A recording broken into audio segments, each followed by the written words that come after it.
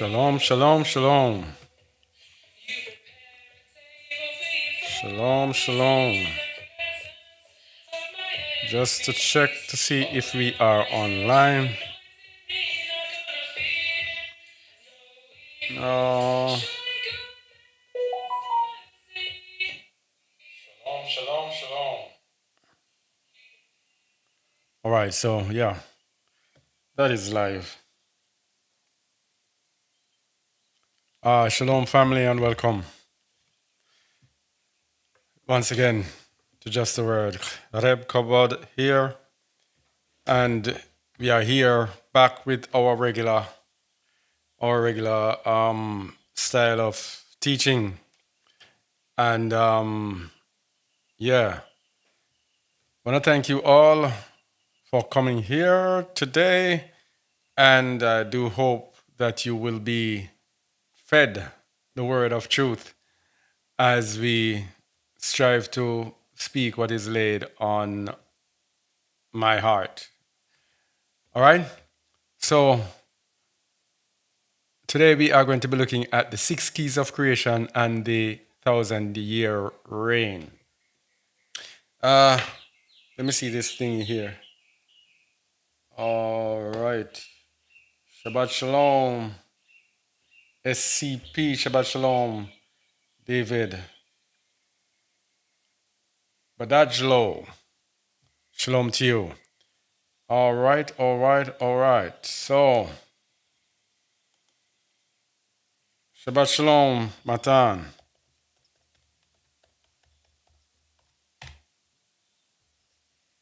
Okay. All right, so today we are going to be going into, just going to wait a minute or so for others to get on. Shalom Radcliffe and Shalom Joshua Riggs. Shabbat Shalom to you all. All right, so I prefer this way of presenting because the scriptures are there as witnesses. Scriptures are there for you to see while I am speaking, so you can actually get to partake. All right. Shalom, shalom. Marlenia, Jamaican girl, Shabbat Shalom to you. All right, so let us begin without further ado, because some people might be watching this not live, so don't want to be wasting their time. Before we go, we just want to tell you about the the morning program called Wake Up and Live. Mondays to Thursdays at 8 a.m. Eastern Time on Jaw Radio. You can listen to us at jawradio.org. Or you can go to our main website, Just a Word, or you can just put in Jaw Radio on Google, and you will see you can listen to it either on jawradio.org or on Just a Word's website. We have Android apps and iOS, Apple apps, so you can have our app on your device and you can listen to us whenever you want. The apps have added features as well. So remember, wake up and live. Mondays to Thursdays at 8 a.m. Eastern. That's music and something new every morning, whatever is laid on my heart. Music mixed with the word. Couldn't want it better than that, to wake up and live for the morning. All right, Shabbat Shalom, Shabbat Shalom. All right, so let's begin. Now, in the book, The Order of the Ancients, Order of the Ancients is a document that lays out how believers are to be when they live together. And we have found, as people who have lived together with believers, we have found that the only way to truly find peace is when we follow the order of the ancients. When we're not following it, it is chaos, it is problems, it is uh, problems. But when we follow it, everything settles down. So the order of the ancients says in chapter 4, it says, he who is called to instruct the children of light in these matters must understand and teach the disciples the true nature of man. The true nature of man. That is why you will see us here. We don't emphasize religion. We emphasize the heart. We emphasize teaching the true nature of man, who man is, what he's about. And this is what this teaching is about. When we speak about the millennial reign, for example, it's about what is going to happen in the 1,000-year reign. What is going to happen? But how do you get there? It's like knowing the destination and not caring about how you get there. It's about, for example, when we say, all you have to know is Jesus. That's all you have to do, declare Jesus, and you are saved. But that's not it. How do you get to that salvation? Because he said, he that endureth to the end shall be saved. What about the endurance? What about endurance to the end? It's the same thing here. You have to understand the true nature of man, because the true nature of man gets in the way of us attaining unto the 1,000-year reign. All right, so we must teach the disciples the true nature of man, the different influences which form his character, the meaning of his history, and the reason that Elohim at one time blessed him bountifully and at another time afflicts him dreadfully. So this is a part of what we will be seeking to do today, to go into the true nature of man, the different influences which form his character, the meaning of his history, and how we can enter into the 1,000-year reign by overcoming whatever has been upon man. All right?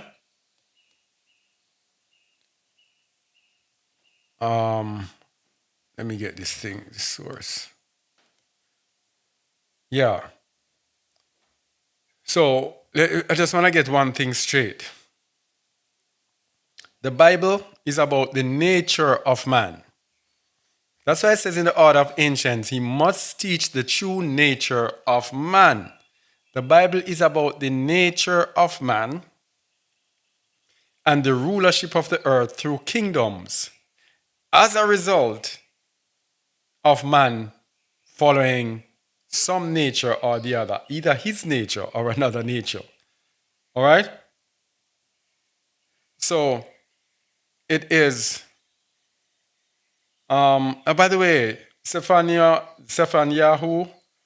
says it's the third month, it's the third day. For us, it's the 9th month and about the 27th or 27th day, I think it is. As a reminder that we are in the Feast of Dedication, the 8th-day Feast of Dedication. We are in the 8th-day Feast of Dedication. And we did a teaching on it on the Wake Up and Live morning program a couple days ago, which I believe should be out there. I will try to put it out there hopefully by tomorrow to get an understanding of the Feast of Dedication and how important it is. So I'm happy that Zephaniah spoke about the time as he keeps it over using the Western time keeping. All right? So, yeah, so we were at The Bible is about the nature of man and the rulership of the earth through kingdoms. Unrighteous kingdoms will rule until the righteous one reigns forever.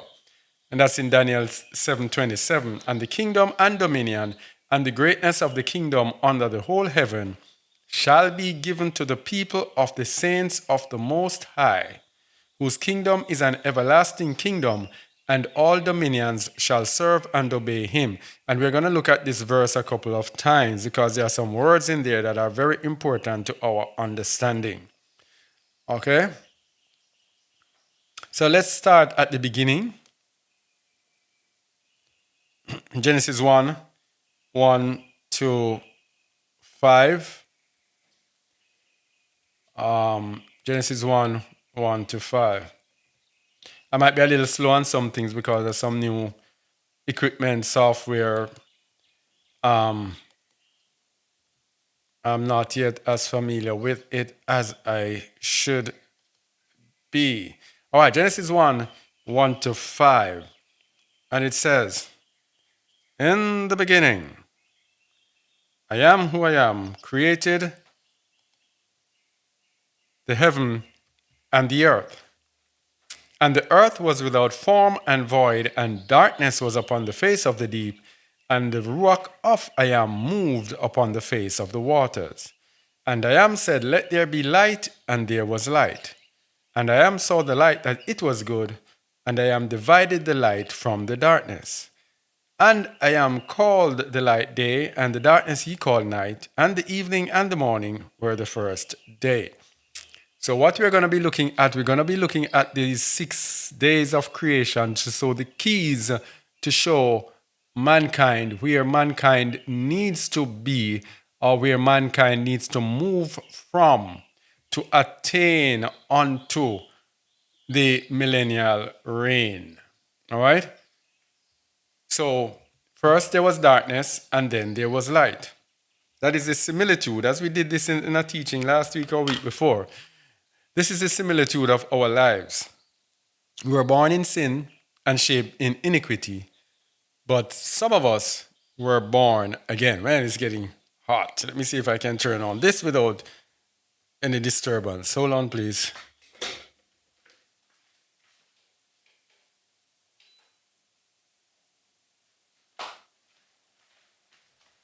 Yeah, let's hope it doesn't cause too much disturbance.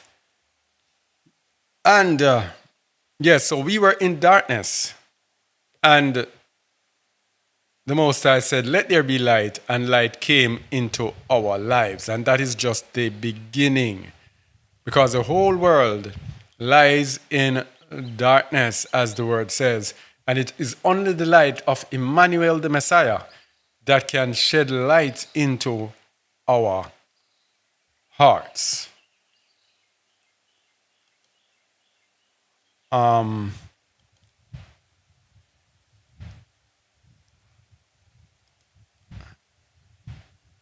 So in the end, so we start at the beginning and then we go to the end, because in the end there will be a final showdown.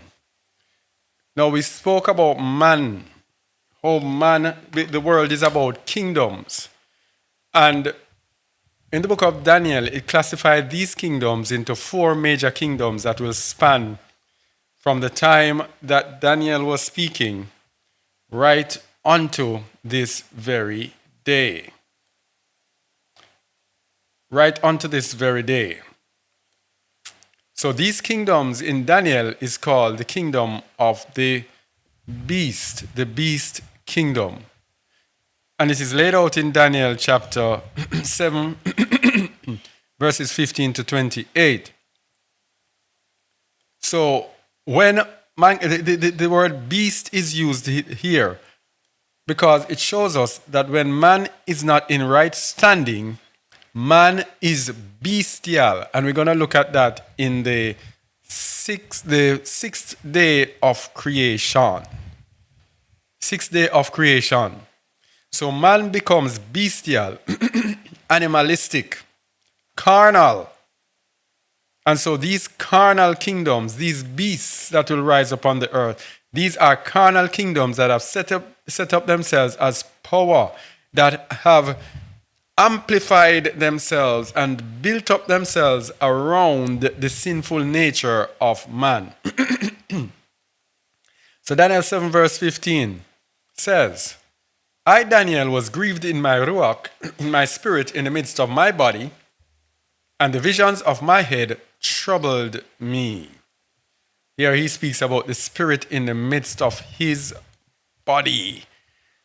We're going to look at this as well. I came near unto one of them that stood by and asked him the truth of all this. So he told me and made me know the interpretation of the things. These great beasts, which are four kings which shall arise out of the earth. So this is what this world is about. The Bible is not about a religion. If any of you are watching this and you believe that the Bible is about a religion,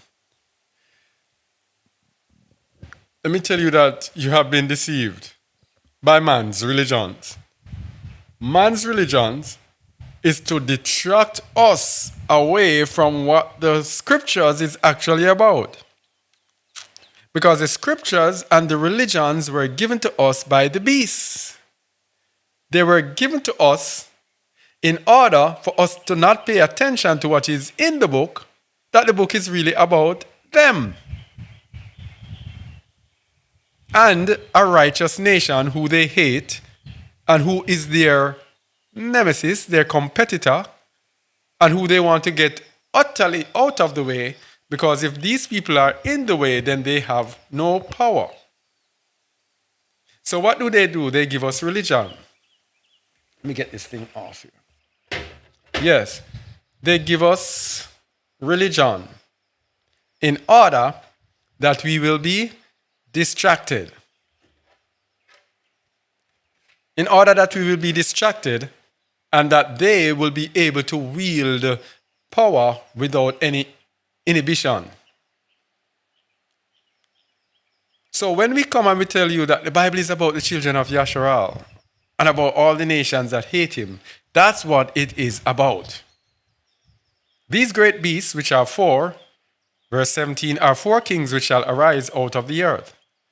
But the saints of the Most High shall take the kingdom. So what we have here, it is the saints of the kingdom versus the beast. When we were in primary school, the teacher would ask, what? Repeat with me, students. The Bible is about the saints of the Most High, the children of Yasharal, versus the beasts. That's what it's about. But the saints of the Most High shall take the kingdom. So it's all about rulership of the earth. And they bring us into their churches, and they take the pastors, put the pastors in theological schools, set over them people who are going to speak and rivet in their heads. This is what you must teach. This is what you must believe. When the Bible tells us that we are to go to the Most High and He will teach us and He will lead us and He will guide us. It tells us about Ruach HaKadosh that will guide us into all truth. What do? They get the pastors, put them in theology school, teach them what they are to tell people, and then they tell people what the establishment wants them to hear. Then they have church organizations that are linked to the system, linked to the beast. Then the beast gives the church tax-free status for simply brainwashing the people and leading them so they don't pay the taxes. A pastor could become a billionaire in places like the US. And everybody else has to pay taxes, but no, the pastor does not pay tax. And then the people go on and on and on and keep supporting these rich men, flaunting their wealth, buying airplanes, this and that. That is the deception, people. It is a political book. It's about leadership and rulership of the earth. And rulership of the earth is in a family. Just as how rulership of England, for example, that's the one we're used to because we speak English. They were our oppressors. Just as how the rulership of England is tied to one family. So when Queen Elizabeth died, Prince Charles came up. When Prince Charles is to die, either William or Harry or one of those names is going to replace them. One family. It's the same way the rulership of this earth is in one family. And other families, other beasts, bestial kingdoms will rule when our family is out of order. Because the difference with our rulership is that rulership has to be in righteousness. Because the Most High is a righteous Elohim. Therefore, He has to have us ruling in righteousness. But He will not force us to do what we do not want to do because He does not want robots. So we have to, within our own hearts, be transformed into beings of righteousness. That is why the millennial reign is about those who have been transformed into righteousness. All right? Then I would know, verse 19, then I would know the truth of the fourth beast, which was diverse from all the others, exceeding dreadful, whose teeth were of iron and his nails of brass, which devoured, brake in pieces, and stamped the residue with his feet. This is the last beast that is upon this earth now. This new world order, diverse, because it's in every kingdom. Every nation is a part of it. Every nation has bowed themselves to it. When you see every single nation selling out their country to be a part of a system that's going to rule them, you know that something is wrong. Because most people go for sovereignty. When you see China, Russia, America, Iran, all of those countries that appear to be fighting and are fighting, when you see all of them are willing to subject themselves to one system, you know that something is wrong. This is the beast that is upon this earth. And of the 10 horns that were in his head, and of the other which came up, and before whom 3 fell, even of that horn that had eyes, and a mouth that spake very great things, whose look was more stout than his fellows. So there's going to come up a ruler. There's going to come up a ruler who they call the Antichrist, who this is actually describing. I beheld, and the same horn made war with the saints and prevailed against them. So these are the kingdoms now fighting with the saints. Why would the kingdoms fight with the saints? If the saints are just there for religion. It's about rulership, and they know that the Most High is stirring us up to rule on the earth. And the 10 horns out of this kingdom are 10 kings that shall arise, and another shall arise after them, and he shall be diverse from the first, and he shall subdue 3 kings. And he shall speak great words against the Most High, and shall wear out the saints of the Most High, and think to change times and laws, and they shall be given into his hand until a time and times and the dividing of time. Now this is the Antichrist, what they call the Antichrist. But the judgment shall sit, and they shall take away his dominion to consume and destroy it unto the end. They who shall take away his dominion, the saints.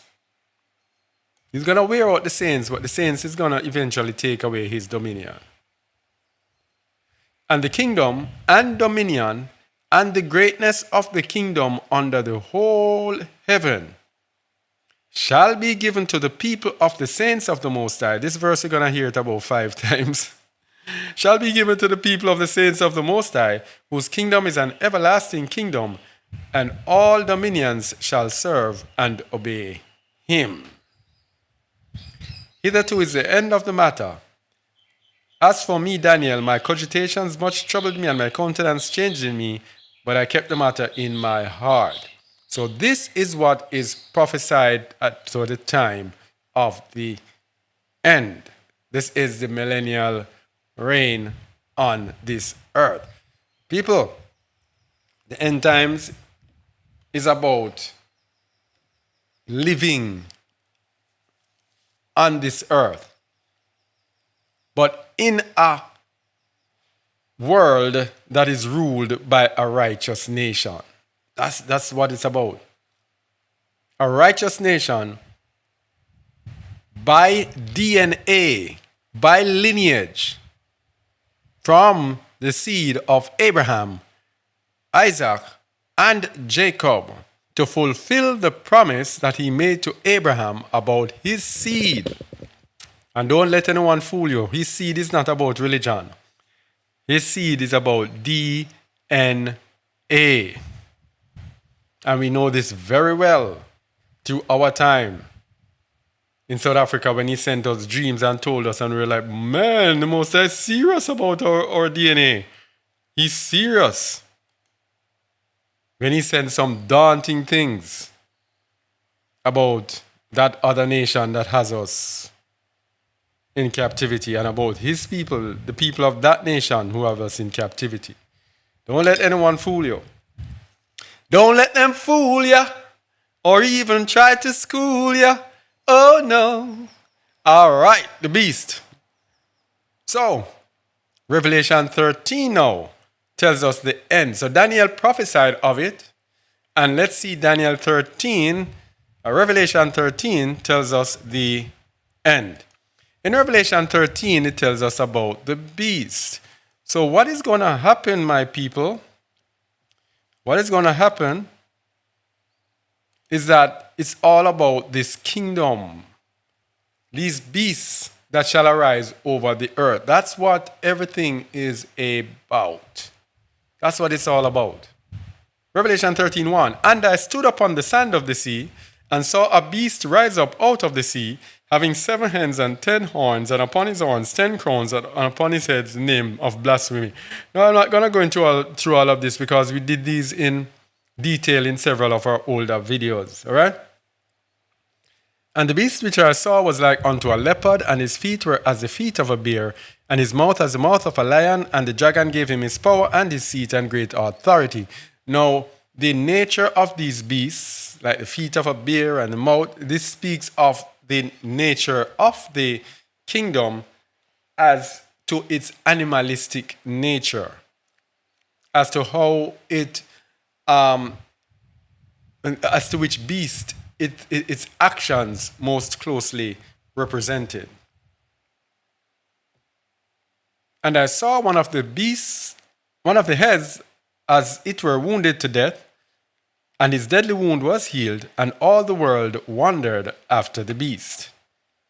And they worshipped the dragon, which gave power unto the beast. And they worshipped the beast, saying, Who is like unto the beast? Who is able to make war with him? Now,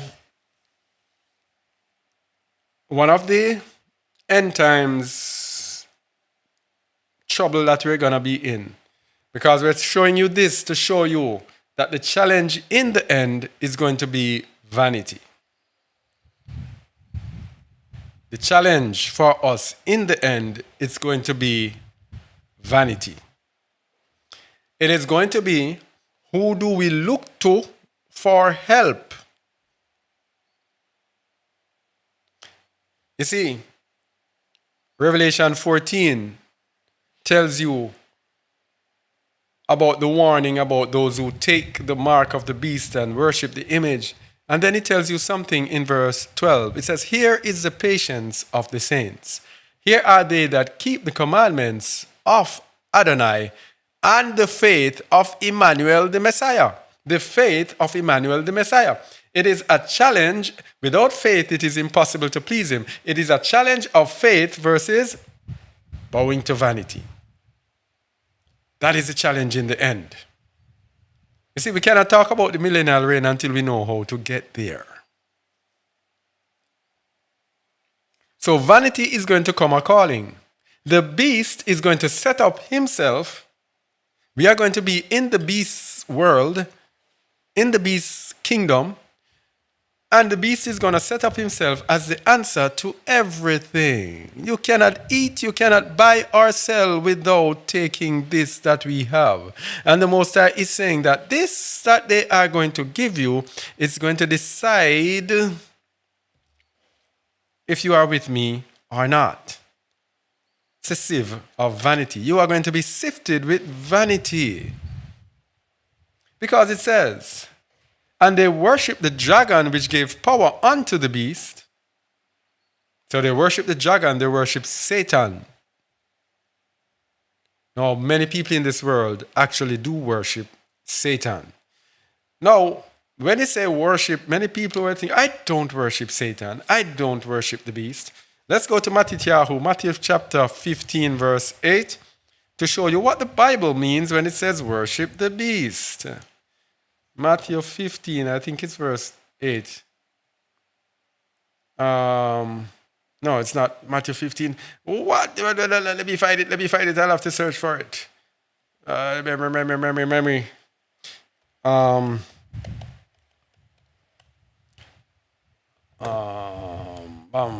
Matthew 15:25. I was almost at the right place. Matthew 15:25 says, Then came she and worshipped him, saying, Adonai, help me. Look at that carefully. Then came she and worshipped him, saying, Adonai, help me. What is this saying to us? Go back to the worship of the dragon. Go back to the worship of the dragon. And they worship the dragon which gave power unto the beast. To worship Hasatan is to believe that him or whomever he puts or whatever system he puts there in place is our lifeline, our only lifeline. We depend on it for support, for help. And they worship the beast, saying, Who is like unto the beast, who is able to make war with him? In other words, this system is so advanced and so powerful. What can we do but follow this system? When you do that, when you think that the beast can help you, remember in Matthew 15:25 it says, And she worshipped him, saying, Master, help me. Adonai, help me. If we think that this is the only thing that can help us, then our goose is cooked. That is the challenge that the Most High puts us in. Right now at this point in time, our minds have to be resolved that we are not going to fool around and get snared by AI. We are not going to be snared by any injection or any type of implants in the body. We are not going to be snared by a digital ID, a number that they are going to give to us to partake of the beast system. Right now, many of us are living, we have to live cognizant of that. Yes, life is good and we're enjoying this and, Most High is providing. We have to have that. We have to be like those people in the sleeper cells who they live in another country and they partake of the country and they take up positions in that country. But they are just waiting on that call. When that call says activate, and then they start destroying whatever it is in the country. Forgetting about their lives, they don't become soldiers. That is how we have to be. Yeah? Have it in the back of our mind that at any time we will revert. But there's so many things to say. I don't want to be here too long. Let me speed it up. And there was given unto him a mouth speaking great things and blasphemies, and power was given unto him to continue 42 months. Right after it says they worship the beast, it tells you how long he will reign for. 3.5 years. So, for our salvation, for our eternal life as believers, we are asked to struggle under the beast for 3.5 years. 3.5 years, we are asked to struggle under the beast. And the Most High has been very kind to me and to others to have been in a kind of, what should I say, a sacrificial place for a little over 3.5 years when we were in South Africa in various places with different people, going through for 3.5 years. And having gone through that and looked at the time, it was rough, but I made it through. Even though I could have failed, I made it through. And I'm still standing.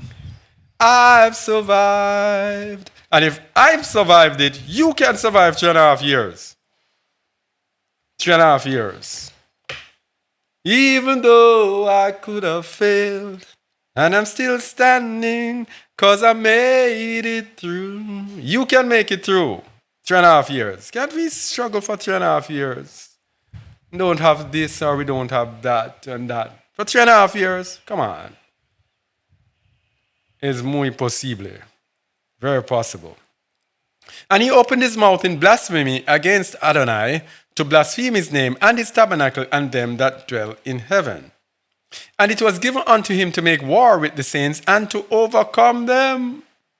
And power was given him over all kindreds and tongues and nations. So he's overcome all saints because the saints now become powerless. Because this beast system is going to be so powerful. You see them sitting there and they hear the thing going on and them doing routine and like they give us the World Cup. World Cup now is spicing us up, spicing us up. By the way, the World Cup has a message. The first, you know, whenever I watch these tournaments, I don't usually watch them, but this time I said, let me see something. Anytime I just glimpse, the Most High gives a message. And I don't know, that's why the word says, walk in the Spirit. And the mysteries are there in public. It's only for us to look at it. And that first goal that was scored in the World Cup, that game, that everything is a whole story, a whole teaching around that first goal. And I hope probably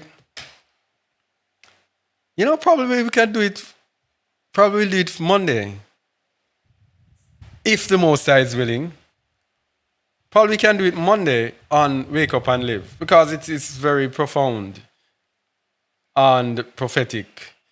We can do a little bit on the World Cup, the spiritual implications and what's come out of it. Because I'm very sure if I just pick it up and watch a match, I get insights out of it if my eyes are open. So probably. But yeah, the beast is going to be having power over the whole world. And let me continue. Which verse was I again? And all that dwell upon the earth shall worship him, whose names are not written in the book of life of the Lamb, slain from the foundation of the world. So this beast, the dividing line is those who are in the book of life. The book of life. It's not easy to be in the book of life, though.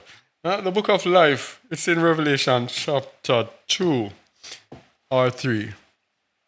Let me find it.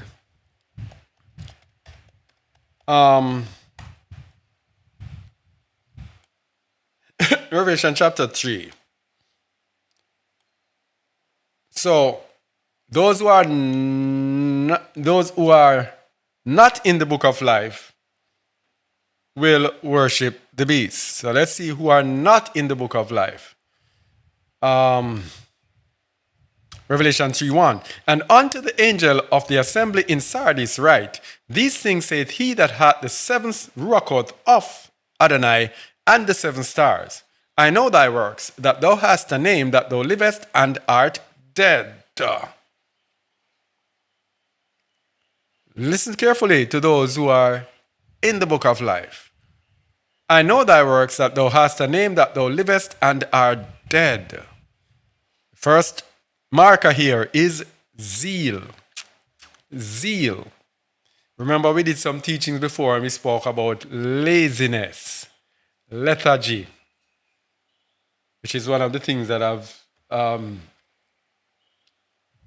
got me in trouble several times.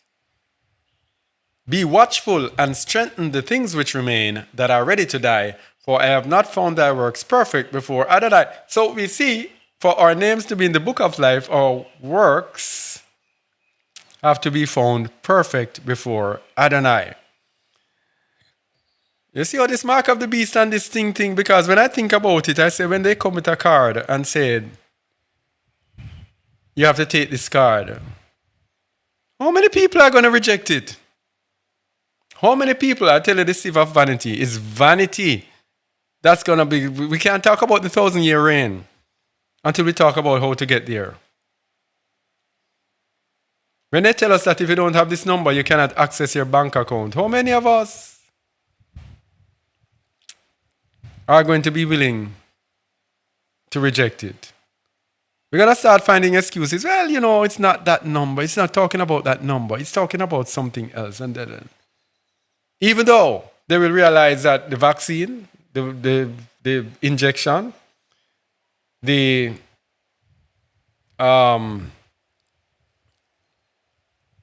AI image and the number are tied together. Be watchful and strengthen the things which remain that are ready to die, for I have not found thy works perfect before Adonai. Remember therefore how thou hast received and heard, and hold fast and repent. If therefore thou shalt not watch, if you do not stay awake to meet the rising sun, which you're going to look at later, I will come on thee as a thief, and thou shalt not know what hour I will come upon thee. Thou hast a few. Where is that explosion thingy? Where is it? No, it's not here. No, here's a few. I'll have to get the explosion on that. When you say few, we need an explosion. Thou hast a few names, even in Sardis, which have not defiled their garments, and they shall walk with me in white, for they are worthy. It's only a few names, it says. I don't know what it means, but it says few. But what does few mean but few? He that overcometh, these are the few, the same shall be clothed in white raiment, and I will not blot out his name out of the book of life, but I will confess his name before my Father and before his angels. So when you go back now in the history here to Revelation chapter 13, and we go down when it says, verse 8, and all that dwell upon the earth shall worship him, whose names are not written in the book of life of the Lamb slain from the foundation of the world. The only people who will not worship the beast are the few in Sardis, who have not defiled their garments, whose works are perfect before the Most High. This is why we have to strive for perfection. That is why we tell you it's not about religion, it's about the heart. We're going to show you later, it's about the transformation of the heart, of the whole body, mind, and soul into being oneness with Hamashiach, in being oneness with the Most High. That is the answer. If any man have an ear, let him hear. He that leadeth into captivity shall go into captivity. He that killeth with the sword must be killed with the sword. Here is the patience and faith of the saints. So it requires patience. It requires emunah. patience, and emunah. That is why. Let me tell you something. I was thinking about it. I said, but anyone who follows just a word, you better um, prepare your heart for temptation. You never know what's going to happen next with us. We don't know what's happening next. Yeah? One big, big adventure. You never know where it's going to take us next. And there are people who will want surety. People will want predictability. People will see things happen and say, huh? Why is that happening? Huh? What? People will want that. And the Most High will just shake, and that's what He has done to us. Sometimes the Most High shakes us and brings us to some place we start questioning ourselves. We ourselves start questioning, what is this? Until He starts to give us the understanding. And we say, oh, so that is why. But other people out there will be looking and expecting, here is the patience and the faith of the saints. It requires patience and faith for this last part.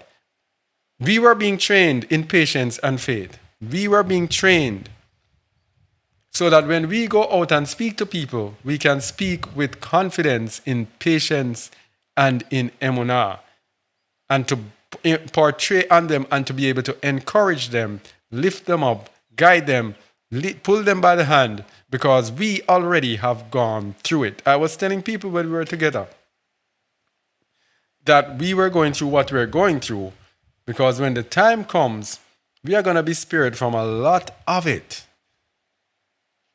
We are going to have to help people through it. Even though we are going to go through it with people, the Most High will somehow, since we have been through it before, because when we were together in South Africa, at times, most of the times, it was like a living hell at times. Being honest with you, because of the different challenges, the different, what's the word for it? The different things that we had to go through in order to overcome. And when I was there looking, and you think about people in this world, they were not going through what we were going through. Because people might say, how do you know? I know because I lived in this world, and I lived it, and now I am living it again. So I can tell you, we went through some serious challenges in the wilderness of the people of biblical proportions. I would love to write the book about it, but I don't know where to start. But we went through it, and so we are still going through it. So it will not be predictable, but it is there to bring our patience and our faith. It is the patience and the faith of the saints that is gonna let them overcome. If you are a saint and you are living in predictability, and you're going to your paces every day, and you get up and you go to work and you come home and you have a little challenge, oh, this person gives you a little headache and that person gives you a headache, and you think that that is the way to salvation, you have something serious coming. Because when this vanity comes in, that's when you're going to be challenged. If you have not conditioned yourself from now to deal with these problems, when this sieve of vanity comes, what are you going to do? Are you going to be one of those in Sardis? Because they washed their garments in the blood of Hamashiach, and we know that it's the blood of trouble. That is the faith of Hamashiach. So here is the trouble now. Excuse me. Here is the trouble that's coming on the earth in the end.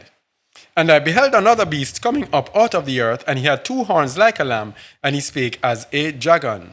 I believe that this second beast, the first beast, is the beast of the kingdoms, that they are setting up their new world order. This beast is a religious beast. This beast here is the beast that supports, so religion is used to support the kingdoms of the earth.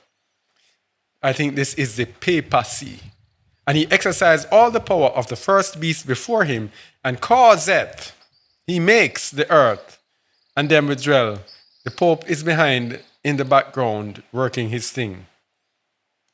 And it might not be restricted to the papacy. We know that there are different families who are in the background that are doing their thing. This could also be dealing with them. But it's all one big system. All right? I don't say that I am an expert on this, but I know the two systems, main systems, is religion and the kingdoms. And he exercised all the power of the first beast before him. 13. And he doeth great wonders, so that he maketh fire come down from heaven on the earth in the sight of men. Still don't understand what this means as well in these times. And deceiveth them that dwell on the earth by the means of those miracles which he had to do in the sight of the beast, saying to them that dwell on the earth that they should make an image to the beast, which had the wound by a sword and did live. This image is artificial intelligence, AI. This is the image of the beast, and we did some teachings on that. I think one of our morning programs on Wake Up and Live, we did the image of the beast as well.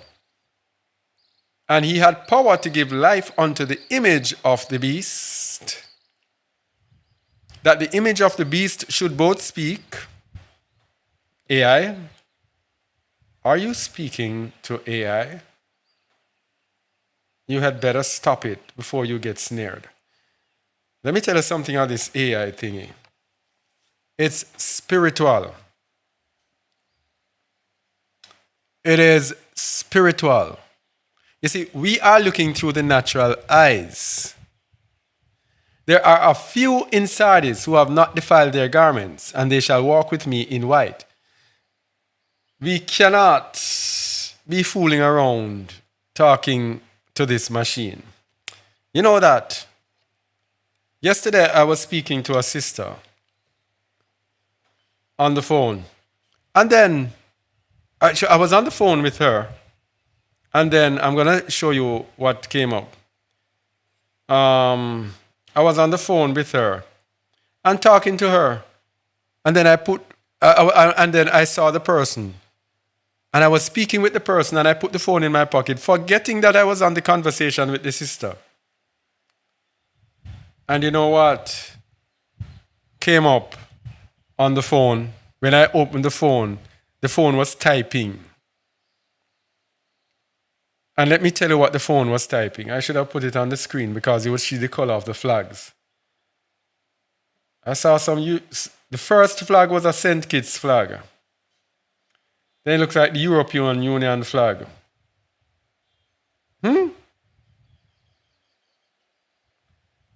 Then that flag there with the 3 stars. I don't know what flag that is.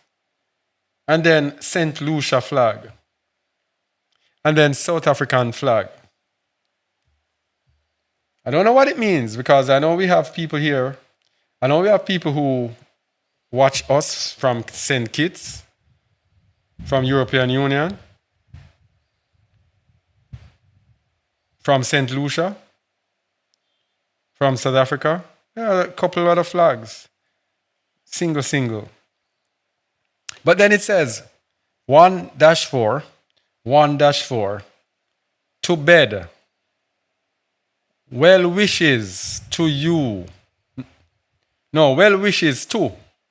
You are having a human-to-human relationship with a machine.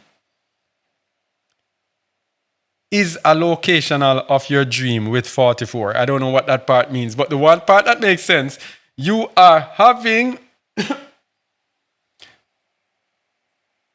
well wishes to you. You are having a human-to-human relationship with a machine. This is what was typed in my pocket. I didn't put anything on it. It was just in my pocket, and when I opened it, this was what was typing being sent to the person. We live in serious days. We live in a serious time.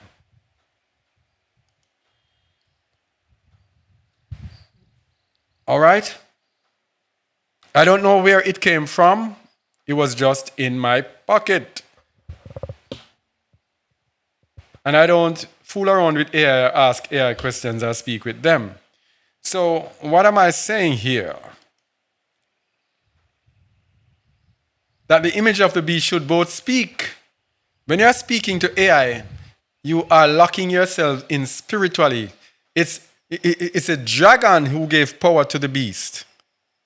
So Satan is working through the beast and through AI. When you're engaging, talking with the image, you are talking with the dragon. This is Revelation 13 here, my people. That's why we say, we talk about the 1,000-year reign. We have to know how to get beyond the obstacles. And he causeth all. He causeth. He makes. Both small and great. Let me see if I can get this causeth. And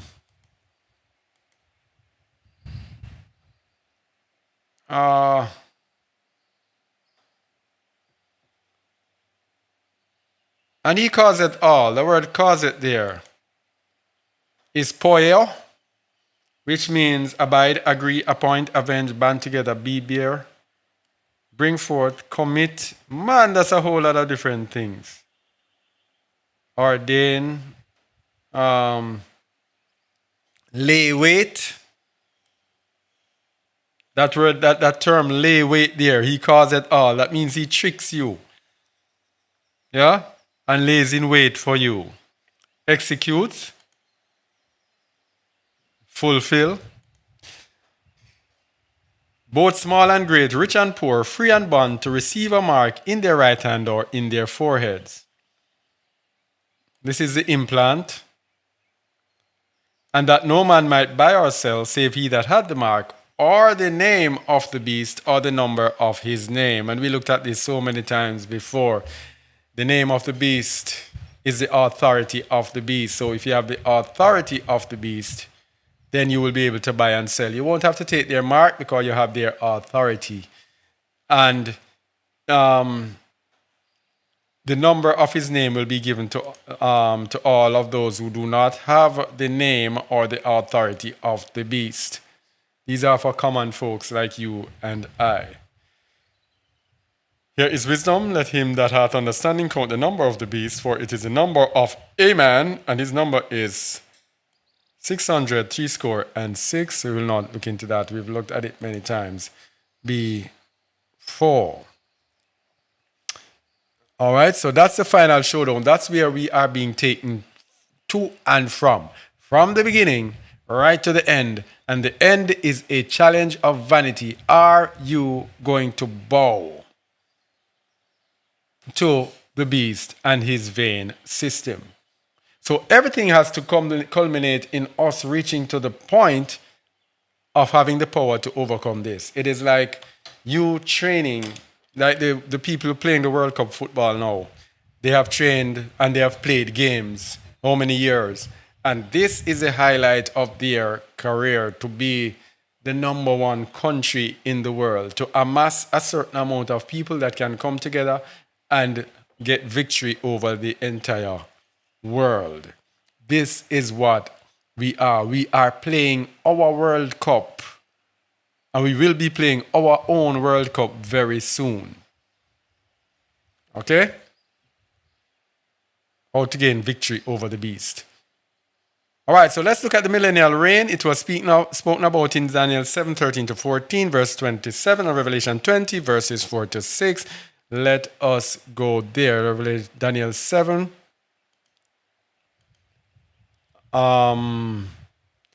Any questions or comments, can you put it in the chat? If I can answer, I will. If I can answer Daniel 7:13-14.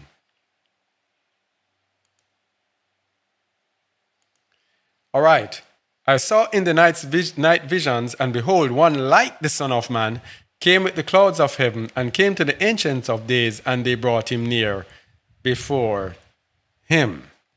Now this, again, is another mystery. It says, one like the Son of Man. And this we looked into and say that this, like the Son of Man, well, probably people won't be willing to hear this. People take this to mean actually it is the Messiah, but we believe it's the man child, one like the Son of Man.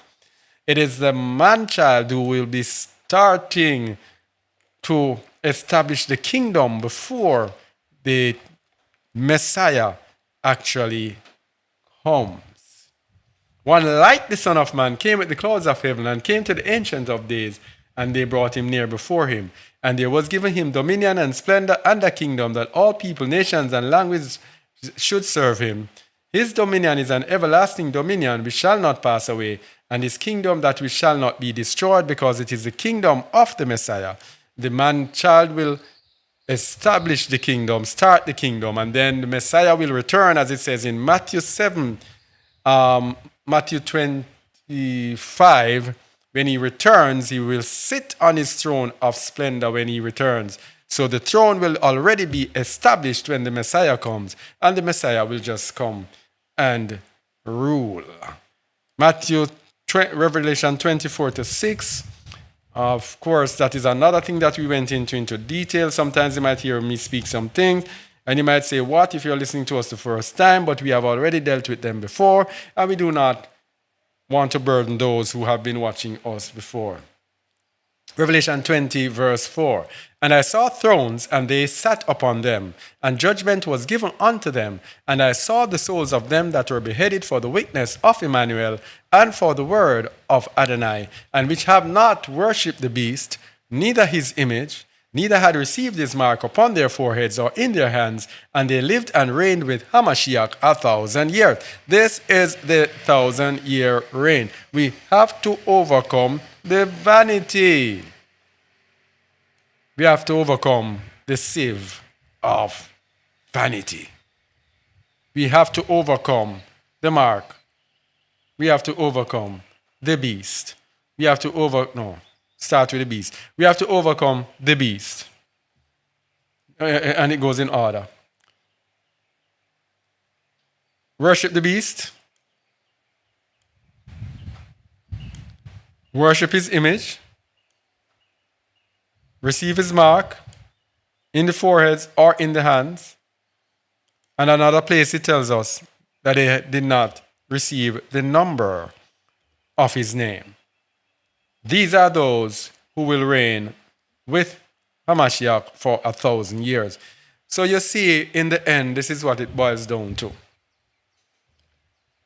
So this is why we have to focus now on what do we do to get us to the position, to the place where we can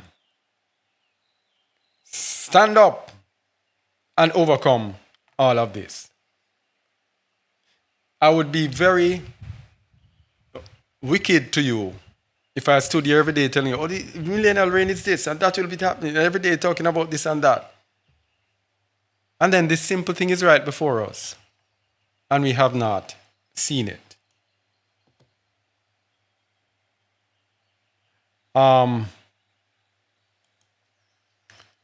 So in the end, dominion will be given to the people of the saints of the Most High, who will overcome in the end. I told you about that, Daniel 7:27 again. And the kingdom and dominion and greatness of the kingdom under the whole heaven shall be given to the people of the saints. This is the term that we want to look at, the people of the saints.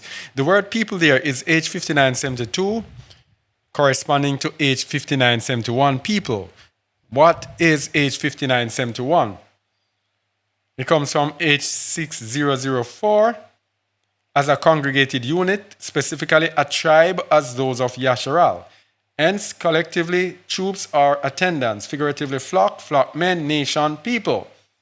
So, the kingdom shall be given to the people, to the tribes of the saints of the Most High. And the saints there refers to the holy ones. So we have the children of Israel, and we have holy ones. So the kingdom will be given to the holy ones of the children of Yasharal. That's what it's saying. Look at it. The holy ones of the children of Yasharal. And we are going to look. Let's look. Let's look at the occurrences of the word saints. It will be given to the people of the saints to understand what saints means.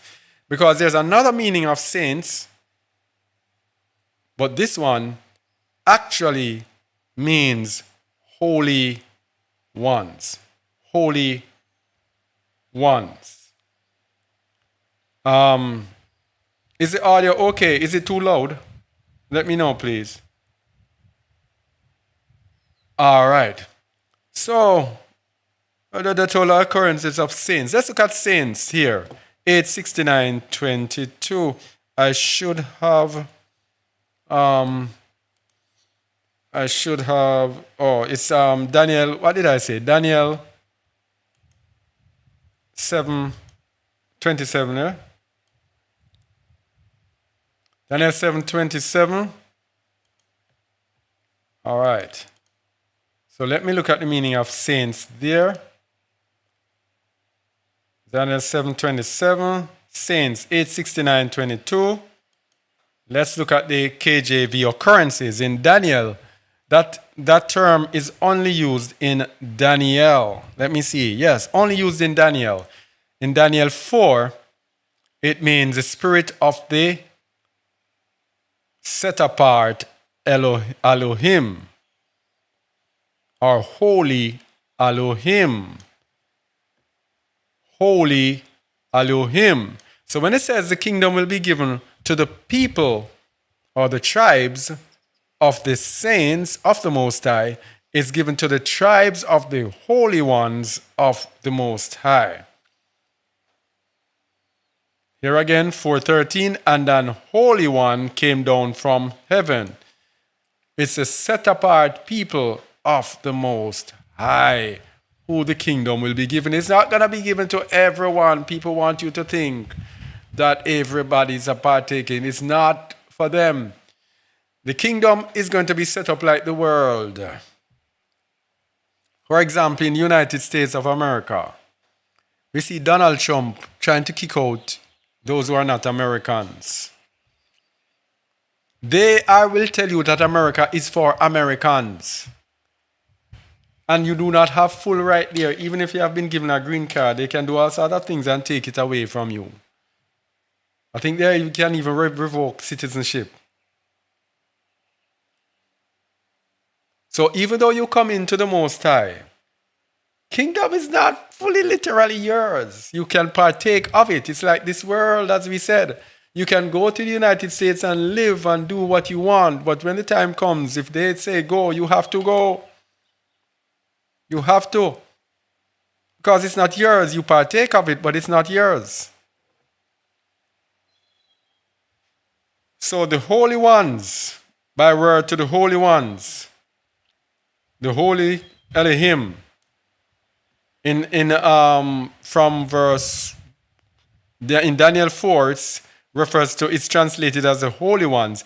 But in 7, the translation goes from holy ones in Daniel 4 and 5 to in Daniel 7, it goes to the saints. So it's speaking about the set apart children of Yasharal, the holy set apart children of Yasharal. Okay? All right.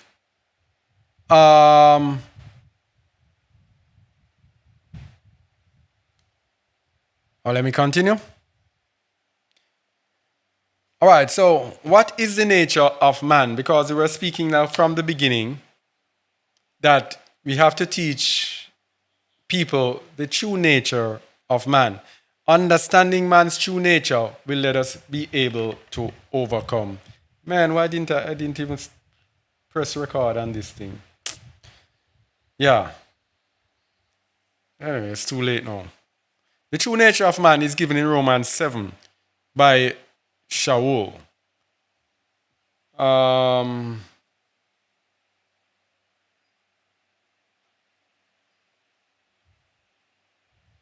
Romans 7, for I know that in me, that is in my flesh, dwelleth no good thing.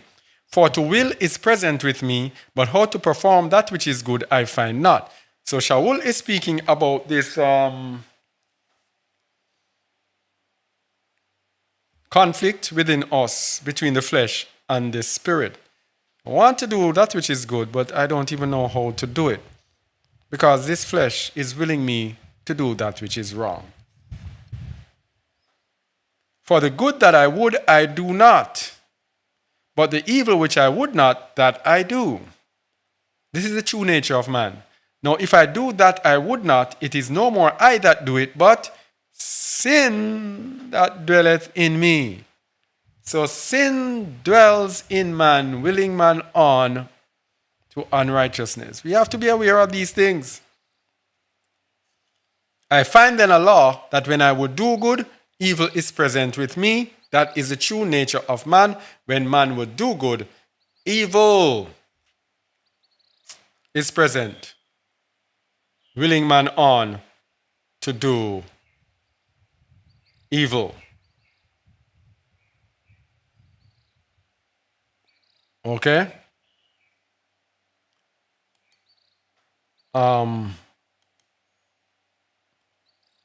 Yeah, a reminder about our morning show. 8 a.m. Eastern Time, Wake Up and Live, music and a word that is laid in the morning. From 8 a.m. usually go until about 10:30 a.m. on Jaw Radio at jawradio.org. The program is called Wake Up and Live, and yours truly, Kareb Kabod, will be your presenter. All right. So the nature of man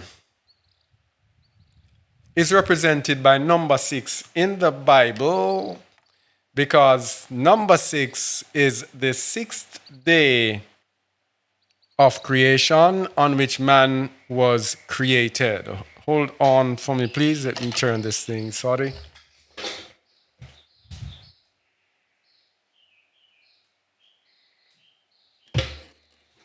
Yes.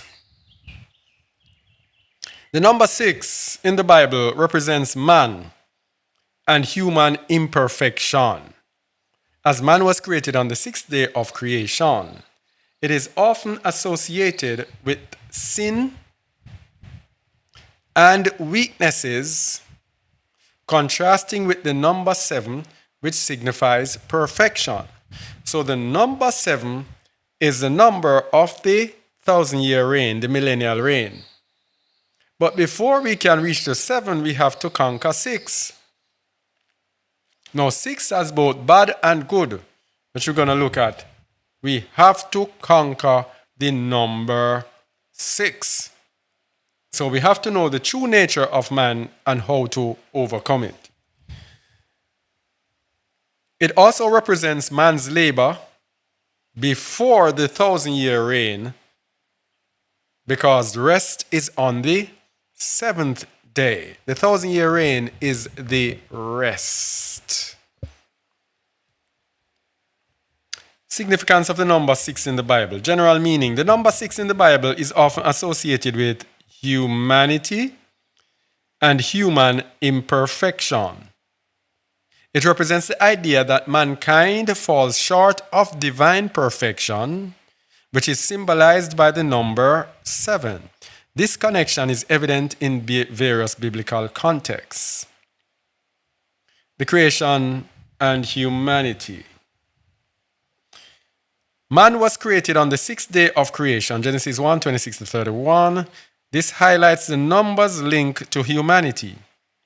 Labor and rest. Humans are commanded to work for 6 days and rest on the 7th, Exodus 29-17, emphasizing the cycle of human. I realize that I can't even see the wording here. Followed by divine rest. Uh-huh. Judgment and sin. The number is linked to sin and judgment. For instance, in Genesis 6, Elohim decides to bring a flood as a judgment on humanity's wickedness. 666, the number 66 mentioned in Revelation 13:18 symbolizes ultimate imperfection and is often associated with the Antichrist. But there are other good mentions of the number 6. So number 6, imperfection, is not the end. Let me turn this thing down. It's not the end of the road. Mic check 1, 2. Yeah, it's not the end of the road, really. Tell me if the sound is okay, please. Yeah, it's not the end of the road. Because there are 6 Passovers mentioned in the Old Testament and 6 in the New. Remember, Passover has to do with the Most High passing over our sins. His mercy that is given to those of us who accept His instructions and walk in obedience to Him. That's the similitude of the Passover. And that mercy is a number 6. Number 6. Also, there were 48 cities that were given to the Levites, and 6 of those cities were cities of refuge. Cities of refuge, cities of mercy. And these cities of mercy is for sin that is not willful. If someone kills someone and it is not deliberate, then they can run to these cities of refuge to receive protection from the Most High until they can be tried and they decide whether or not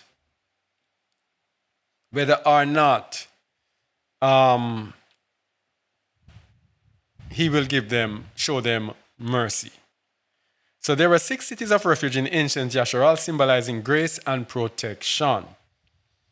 In summary, the number 6 in the Bible represents humanity, imperfection, and the need for and provision of divine grace.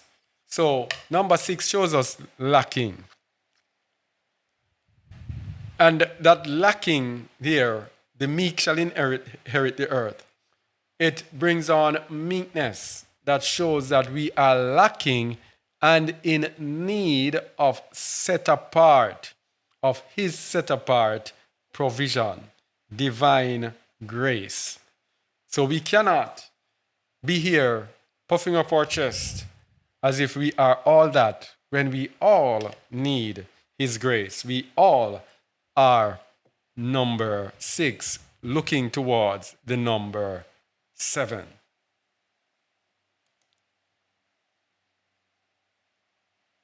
So the 6th key of creation refers to this 6th day. We're going to look at all the keys of creation, but let's look at the 6th one as we're talking about the number 6.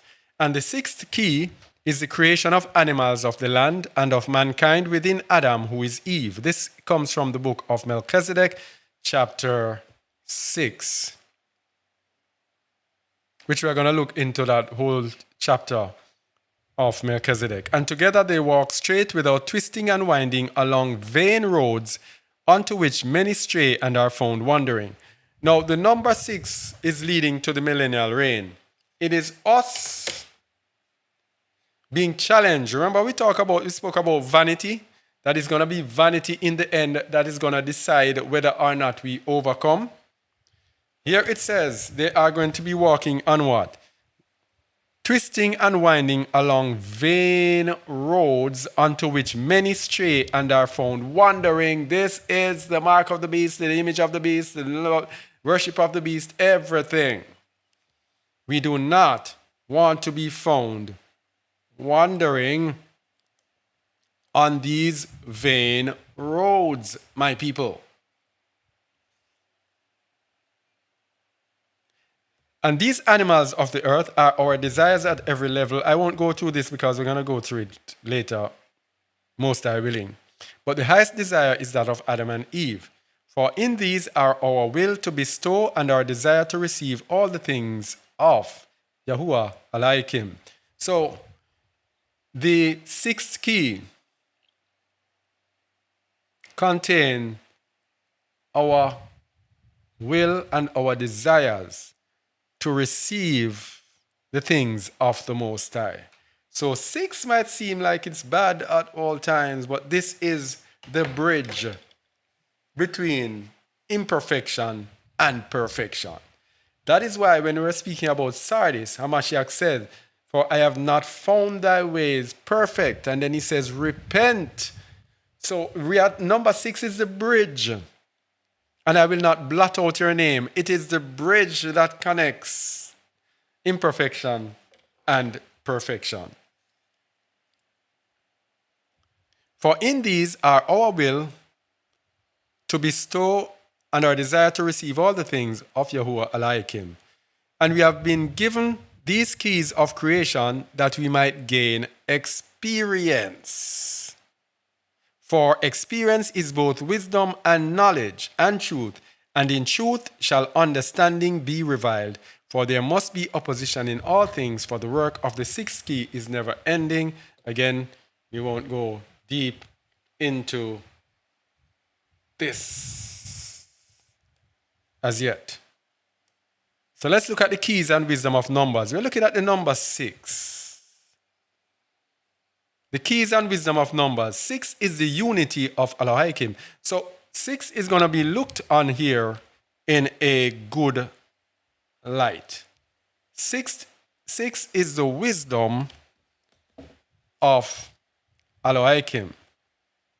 It is perfection of the earth, the sealing of the heavens and the earth, the bridge connecting these two creations. What did I just say? 6 is the bridge between perfection and imperfection, between the heavens and the earth. That is why, by the way, you see the colors here are just a word. It's not by chance. It's green, which represents the earth, and the light blue that represents the heavens. Our task is to bridge the heavens and the earth, so that the earth goes to the heaven and the heaven comes to the earth, and both and all are made one. The spirit, soul, and the flesh are made one in perfection, and that is how we attain unto life eternal starting in the millennial reign. Yes? That is how we attain unto perfection, when the green meets the blue, when the earth meets the sky. Let me read it again. 6 is the unity of Elohim. It is perfection of the earth, the sealing of the heavens and the earth, the bridge connecting these two creations. That's in number 6. That's a link between the heaven and the earth. It is the root of the tree. It is the tree itself growing into the heavens. So 6 begins on the earth and grows up to the heavens. It is the green growing up to the sky, to the heavens. It is all north, south, east, west, up and down. It is all, and it is one. So 6, the keys of wisdom and wisdom of numbers. 6 is the unity of Elohim. It is one. It is oneness. So, in other words, Elohim, the great I Am, made the heavens and the earth. They seem divided, 2 totally different worlds, but 6 is the unity that bridges both worlds and brings them together, making the Most High's creation that seems to be 2 totally different things to become one. Heaven becomes one with the earth. That is how we are perfected. That is how we are ready for the kingdom. That is how we have eternal life, because we are sealed in heavenly places. We are on the earth. That is why Hamashiach said what? The kingdom of I am is within you. So the earthly kingdom is within you when you become heavenly. That is why it says, walk in the spirit and you will not fulfill the lust of the flesh. When you are walking in the spirit, you are on the earth, but you are one with the heavenly realm. That is when we are perfected. All right. Whew. The keys of knowledge and wisdom. 6 is the depths of the abyss. The abyss, you know, is that place down below, dark and everything. 6 is the depths of the abyss. In here lies the transgression and the transgressor. The transgression and the transgressor lies in 6. But guess what?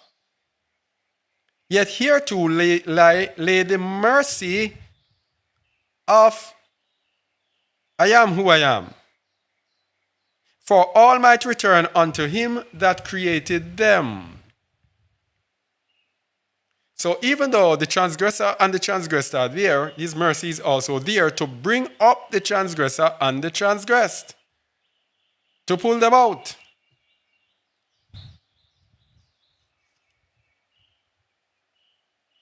That's his mercy.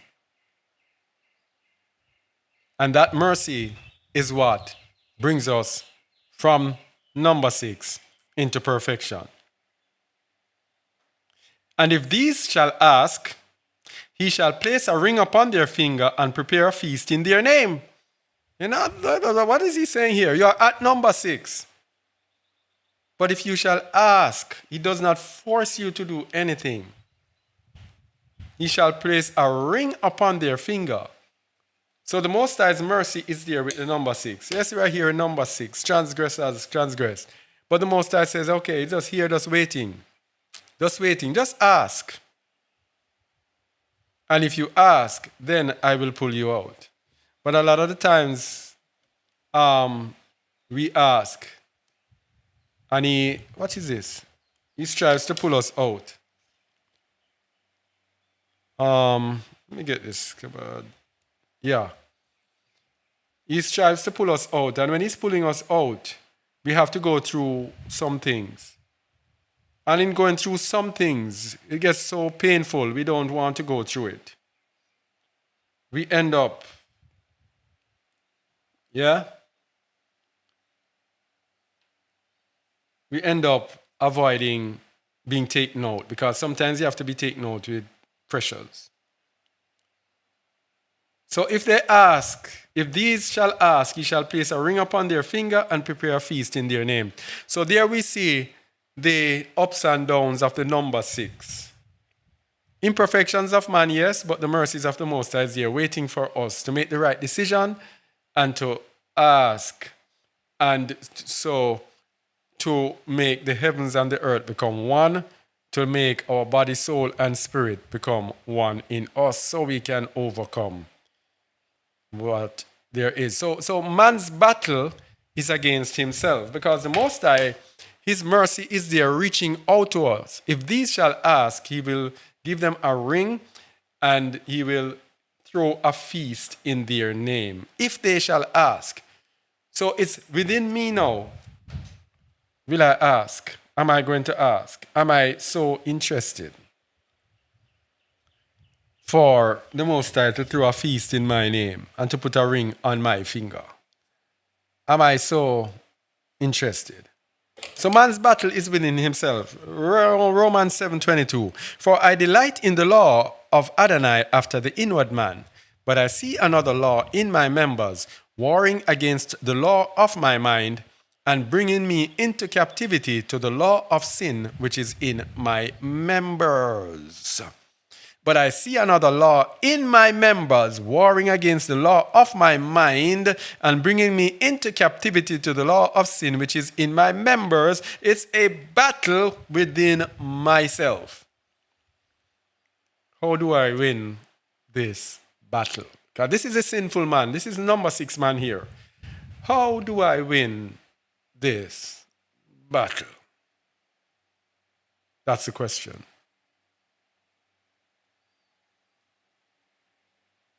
Romans 7:25. I thank Allah through Emmanuel Messiah or Adonai. So then, with the mind, I myself serve the law of Allah, but with the flesh, the law of sin. So it has to be a transformed mind. That is why Shaul says, be ye transformed by the renewal of your mind, that you may be able to see what is that good and perfect will of Adonai.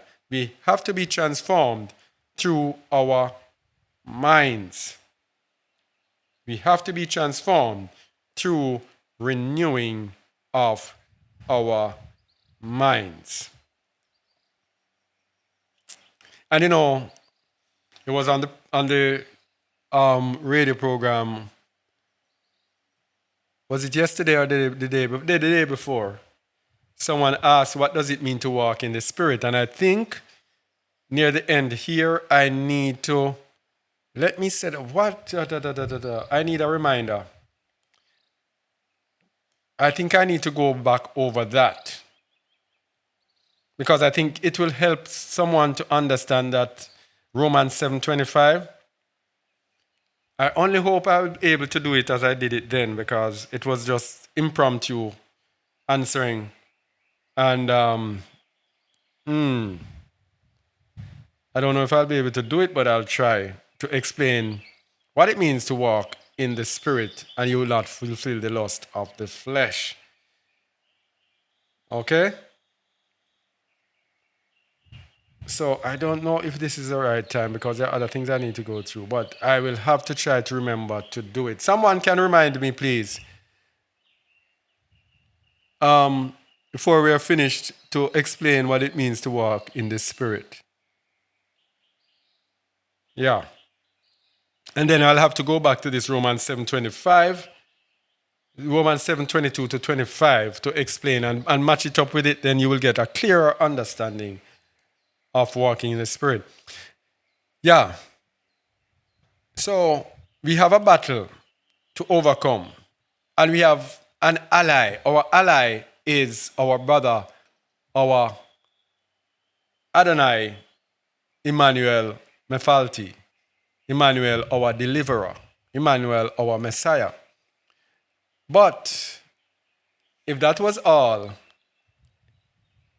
it would be easy, wouldn't it? But the adversary is there. The dragon, the prince of error, is lurking to blind us into error. 2 Corinthians 4, verse 3.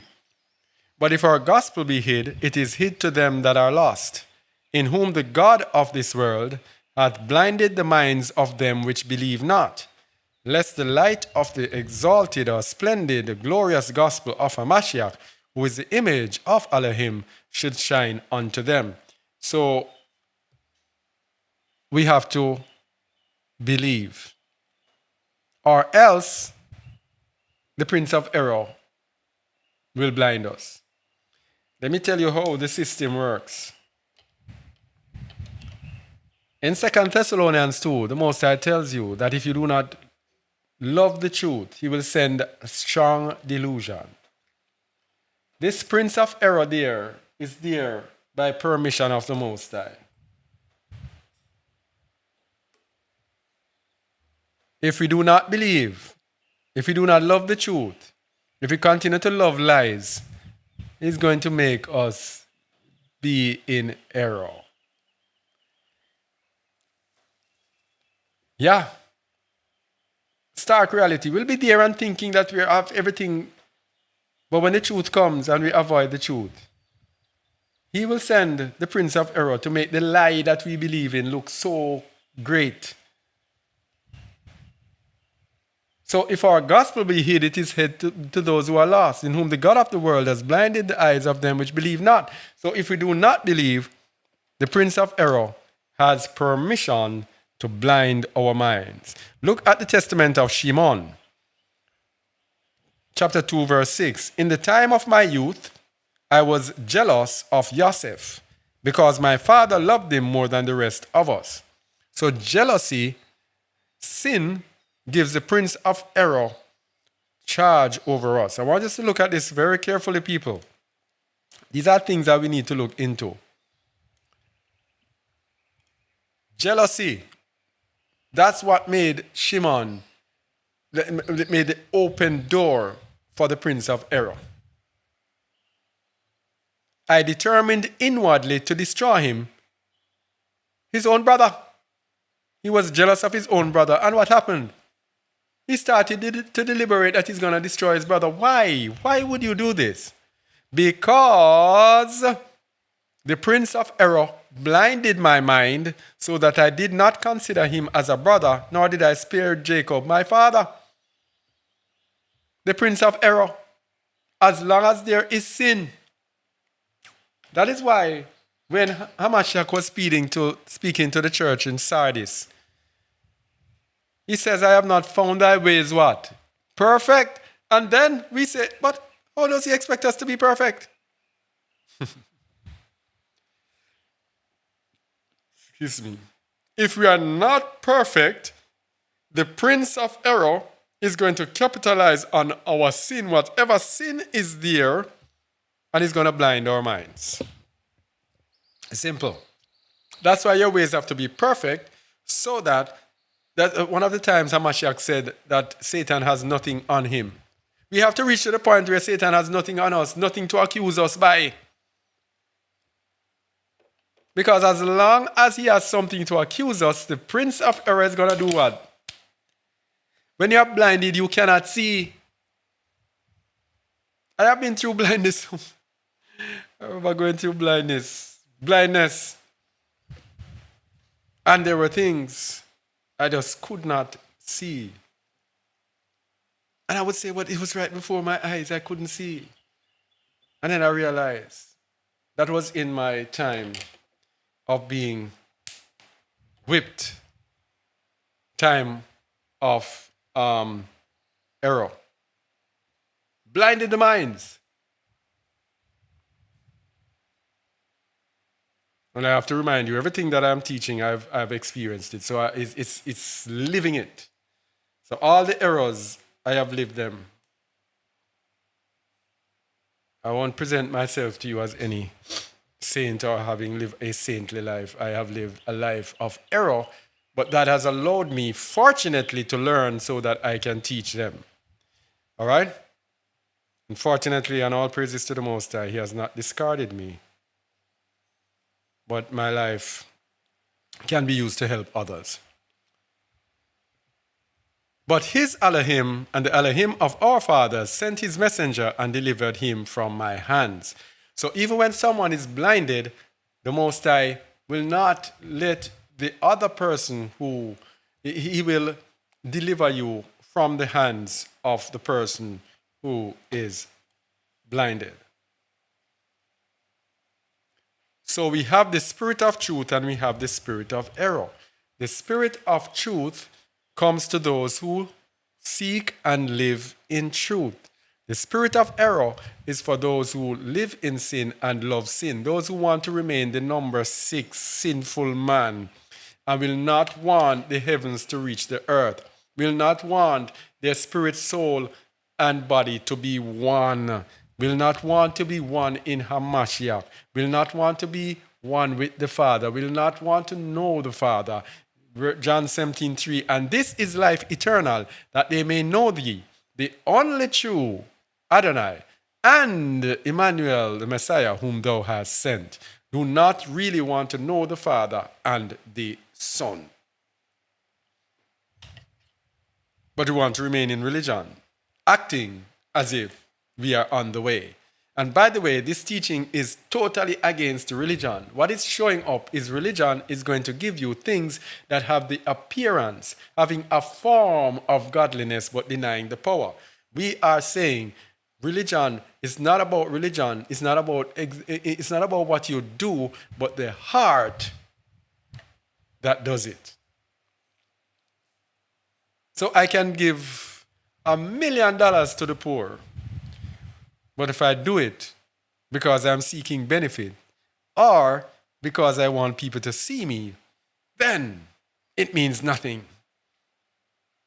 But if I only have $10 and it was my last $10 and I do it because I have compassion on the person, I said I'm willing to suffer rather than to see that person, whatever, then that's a whole complete different thing. A whole different ball game. So the spirit of truth and the spirit of error. 1 John 4:4. Ye are of Adonai, little children, and have overcome them, because greater is he that is in you than he that is in the world. Rakakadosh. They are of the world, therefore speak they of the world, and the world heareth them. So when you are on your way to the millennial kingdom, you will not be speaking of the world. The world will not be hearing you.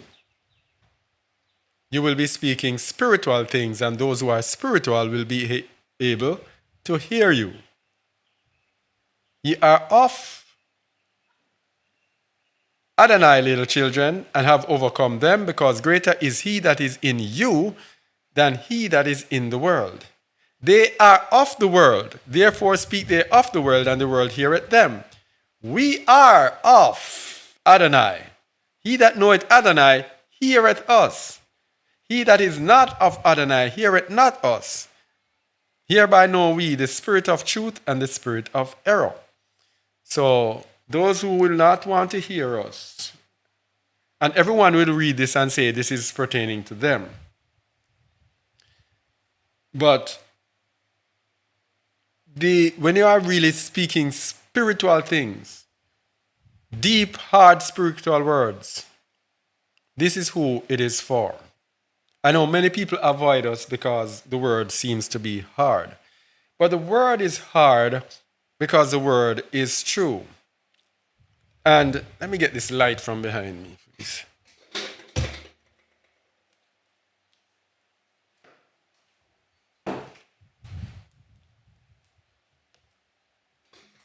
Yeah, the word is hard because the word is true. And when the word is always nice, something is wrong.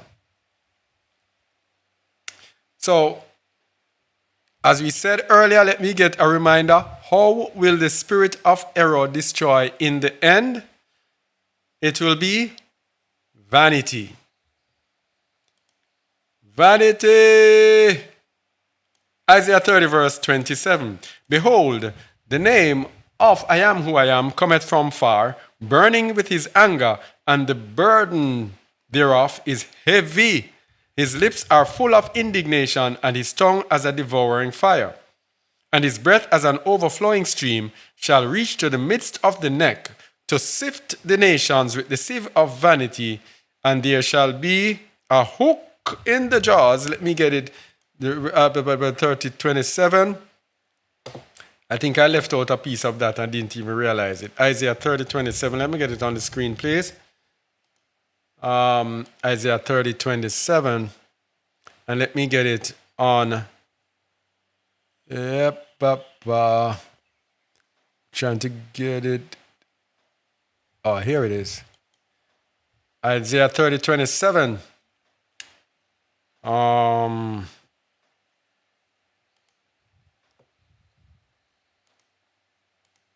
27.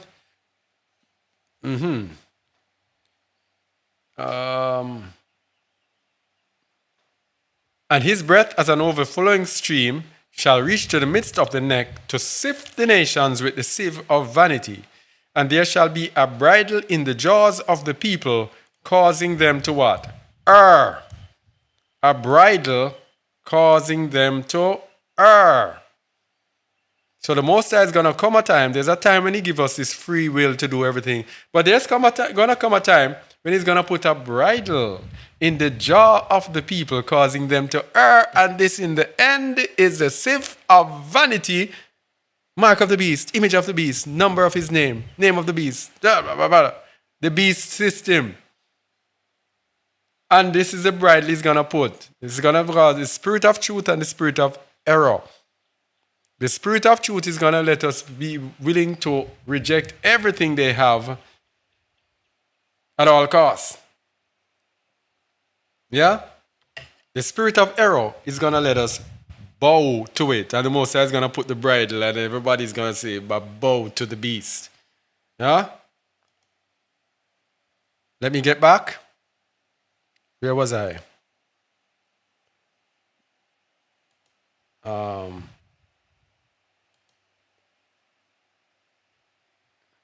Yeah. So then, there is a song that we play almost every day on our Wake Up and Live program in the morning. And it says, the light struck the night and the morning comes, so I got to stay awake to meet the morning sun. We're going to begin by showing how we can overcome this end time sieve of vanity. Malachi 4:1-6. The light struck the night and the morning comes, so I got to stay awake to meet the morning sun. Malachi 4:1-6. Malachi 4. Where is it? And it says, for behold, the day cometh that shall burn as an oven, and all the proud, yea, and all that do wickedly shall be stubble. And the day that cometh shall burn them up, saith Yahuwah of hosts, saith I am who I am of hosts, that it shall leave them neither root nor branch. But unto you that fear my name shall the Son of Righteousness arise with healing in his wings, and he shall go forth and grow up as calves of the stall. The light struck the night and the morning comes, so I got to stay awake to meet the rising sun. I have to stay awake. Those who fear the name of I am will stay awake. Those who fear the name of I am will believe. Those who fear the name of I am who I am will follow his truth and will not be led into the error by the prince of error. Because when we fear him, we do what? The fear of I am is the beginning of wisdom.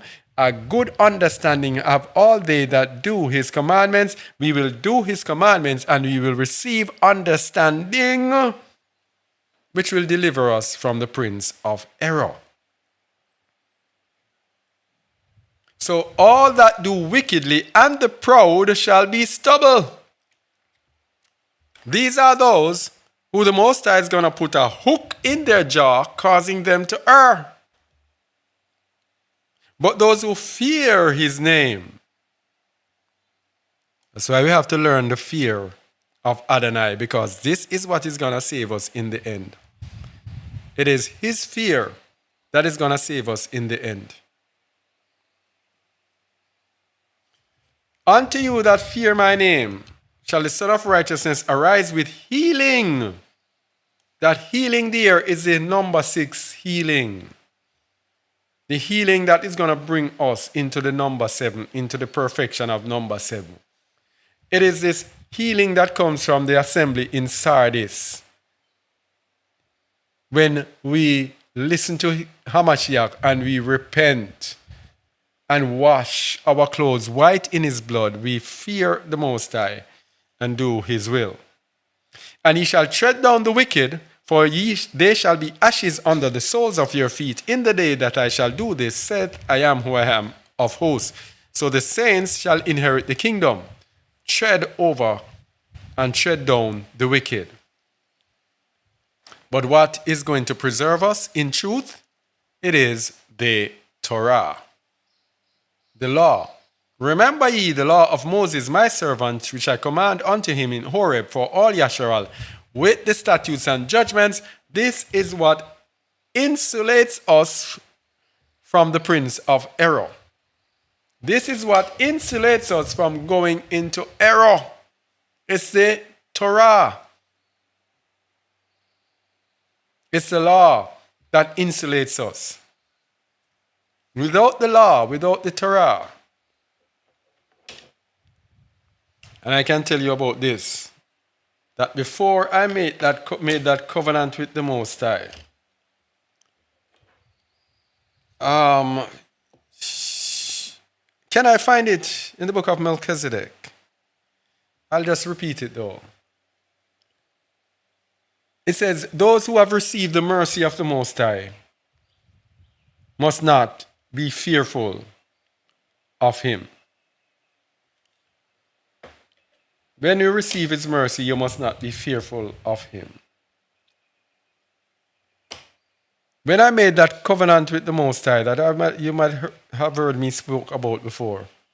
When I made that covenant with the Most High, that is when things start to look up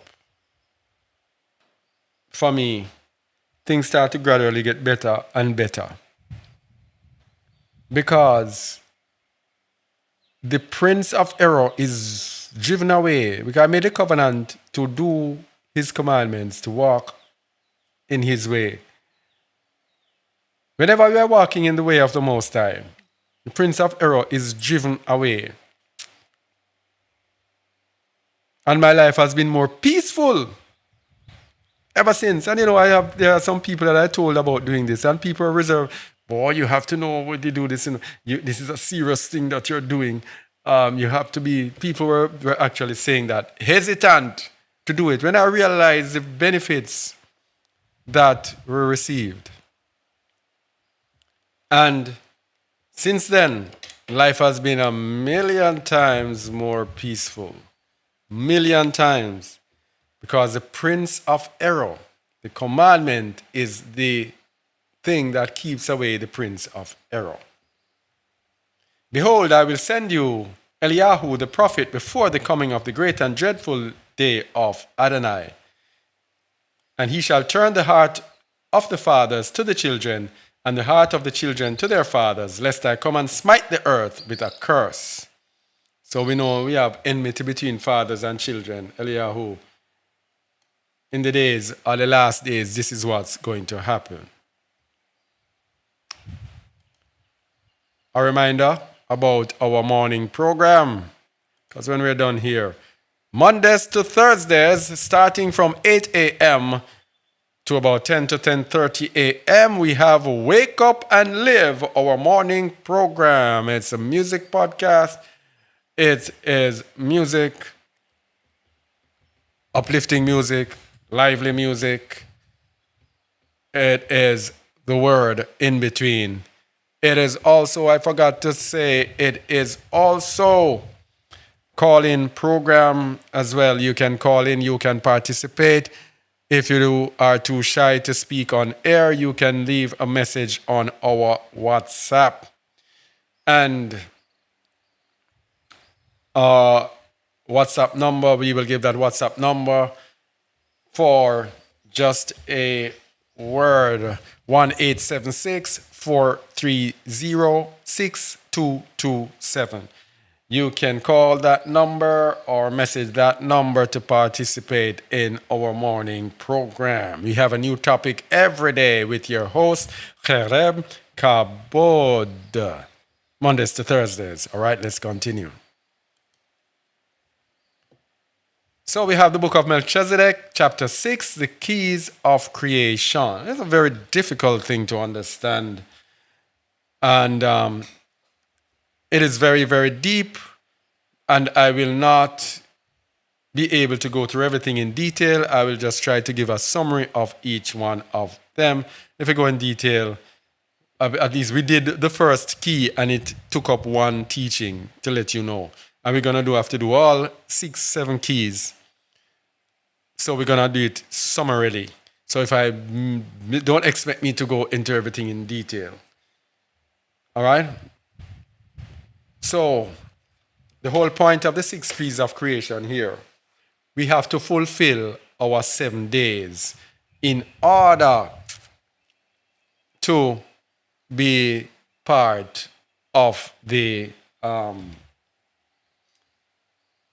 to be called to the wedding, what you call it? To be called to the wedding of the bride. Yeah? We have to fulfill. Remember Jacob. When Jacob was to get Rebecca, Jacob had to fulfill his week. When he fulfilled his week, he had to fulfill the week first for Leah, who he didn't ask for. But then he had to fulfill another 7 days in order to get Rebecca, in order to be able to depart from under the bondage of Laban, his uncle. Yeah? So likewise, we have to fulfill our week. We have to fulfill our week in order to attain unto the millennial reign. So let's go to the book of Melchizedek, Keys of Creation. This is one we did. The first key, we did the first key in a teaching. I don't even remember the name of the teaching. And the first key of creation opens the prisons shut up by death, for when in harmony it divides the light from the darkness. For there must be opposition in all things. So divide the light from the darkness. It is when the Most High said, let there be light, and there was light. So when it comes to us now, the first key of our new creation in Hamashiach is when we are brought out of darkness and into light. When a word comes to us and kindles something in us, the light strikes our light power, which is our conscience, and we are stirred to seek after the true light. And by this key is the soul given birth in man, being born anew from the seed planted in the heart of Adam. The spirit and the flesh birth the soul within the body, and these three, the spirit, flesh, and soul, become as one. So when that spark is lit, then we now start to think along a spiritual line, away from the carnal heart of Adam that sinned. And so in lighting that spark, the flesh that is in us, the soul, and the spirit become as one. Now, as we are naturally as sinful men, the spirit, soul, and the flesh, they are at enmity. They are rebels against each other. They are not in one. So that is why you will have sinners, and a sinner, who we call sinner, are those who just practice sin. Because, people who say we are believers, really, most of us are still sinners anyway. But when you hear me say sinners, it is those people who practice, who practice sin, who just live and just do what they want. Sometimes they feel to do good, they do it. Whenever they want to do good, they do it. But whenever it's to satisfy their lust, and they just go off without any heart, without any conscience, rather. So, in that natural sinful realm, all three are in rebellion to each other. The conscience might say, okay, let me do this good. And they do this good, and it feels good within itself that it has done some good. But then it goes off and does all the evil that it wants to do. And then when it reaches a certain level, the conscience will tell, you're going too far. And he said, okay, let me ease up. But he still will do things according to his laws and its desires. When this light comes within us, now we have the desire to make all three become in unity. And in the first key is the hidden stone, the new name given that shall be as a sign to men and women, and Urim and Thurim of the heart. This here has to do with Hamashiach, and in his name we are given Ruach HaKadosh, which is the Urim and Thurim of the heart, which is actually striking the conscience, which will let us know what is right from what is wrong, and will inspire us to do that which is right. This Urim and Thummim burns bright, for it contains Ruach HaKadosh, a vast sea of glass and fire, for all things of the mystery here shall be revealed. And the first key brings harmony to the three sides of mankind, Eyes might be open to the visions of I am who I am, to prepare mankind to speak the word of I am, and to take action in fulfilling one another. For only in the light we see truth and seek justice, that the creation of I am who I am be fulfilled.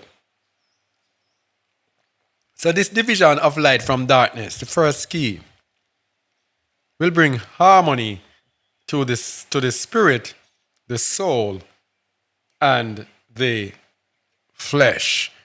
Harmony, it will become as one. This is the first step, people, to overcoming sin. We must be in harmony, and that harmony has to now end up when the spirit, soul, and flesh become one. They now have to be led by the Spirit. That's why it's important now to know what it means to walk in the Spirit. Because if you're not walking in the Spirit, then that means that there's something, the harmony is not there. Then we can know that something needs to be done. So, eyes might be open to the visions of Adonai. So that's when now we can understand the visions of Adonai. And we can now speak the word of I am, because our eyes have to first be opened.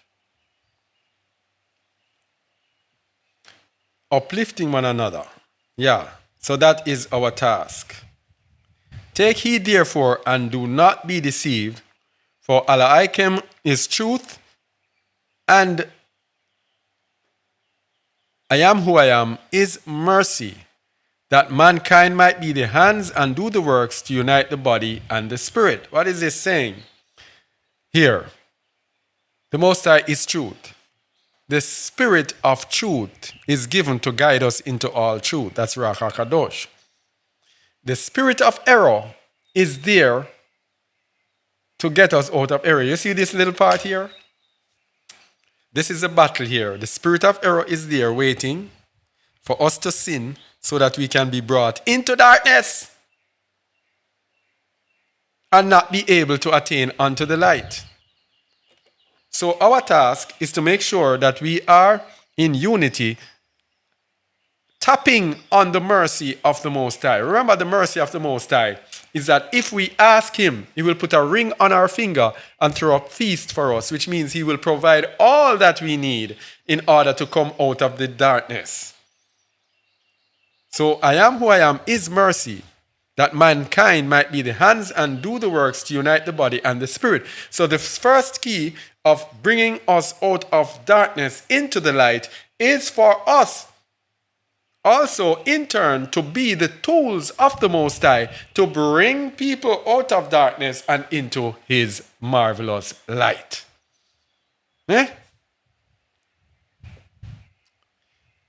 And this is the first keys. And this is the first key, and this is the purification of the soul. And so this is how the soul is purified. The soul is in darkness. It is now purified when a light shines in it. And when the light shines in it, it brings now the soul and the body and the spirit into unity, purifying it. That mankind shall shine in whiteness, for the work of the first key is never ending. Mankind shine in whiteness. This is the purification of the keys. I should have put a Bible over the other side, because I think I need a Bible to show. When you go back to Sardis, bear this in mind. This is the first key. This is the first purification of the soul. That mankind shall shine in whiteness, for the work of the first key is never ending. Remember, in Sardis, he says he has not found our words perfect, but we must do what? Repent. So it's repentance that purifies the soul. And he says, there are a few in Sardis who shall walk with me in white. In white. So it's the purification of the soul through repentance that will let us shine in whiteness. All right, so that's where it all begins. Let's go to the second key. And the second key is the separation of the firmament. Remember, the second key is when the firmament is separated from the earth. And the firmament is called heaven. and the earth. I should let me bear with me, please. Let me do it. We need a Bible on both sides, so because I'll have to be shifting between both. Can you bear with me, please? Let me set up a scene whereby I can put a Bible on both sides. Let me put this ugly man over there, and let me put the Bible. Where should I put? Blah, blah, blah, blah. Um, da, da, da,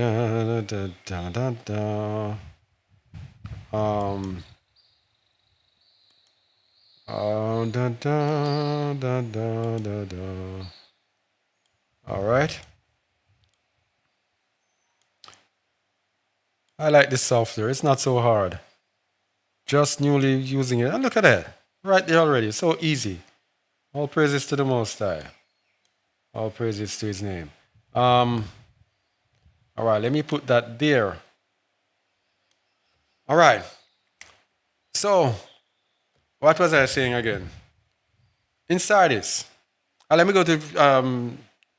Did I finish with Sardis? Oh, what am I doing here? Sardis. Revelation 3, 5. Was I finished with Sardis? I think so. Yeah. When you compare Sardis now with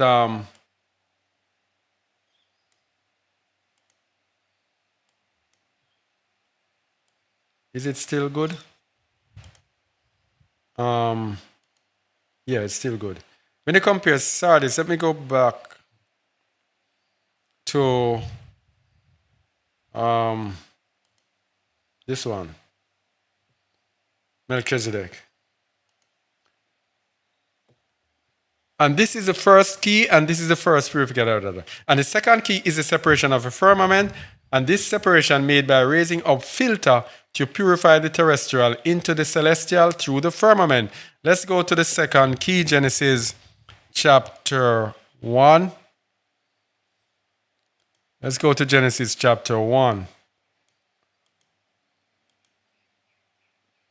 Verse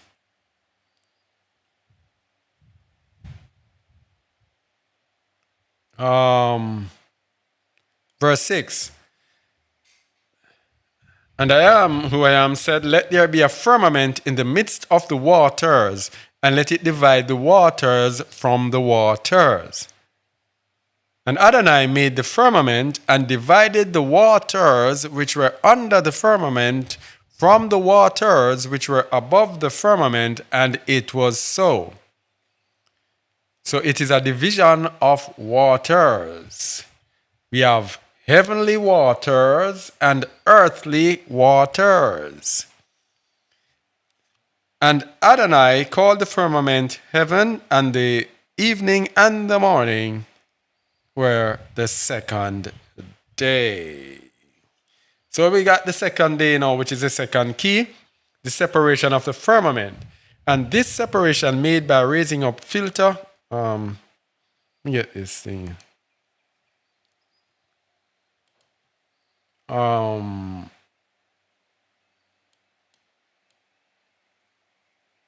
Yeah.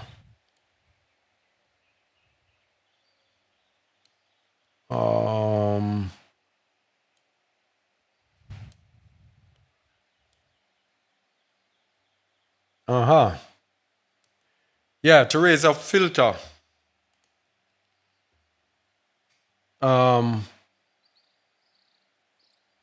Raise up filter to purify the terrestrial and the celestial through the firmament. So remember we were saying that the division of the firmament is the division of earthly water with the heavenly water. The heavenly water is the ruach that comes from the heavens.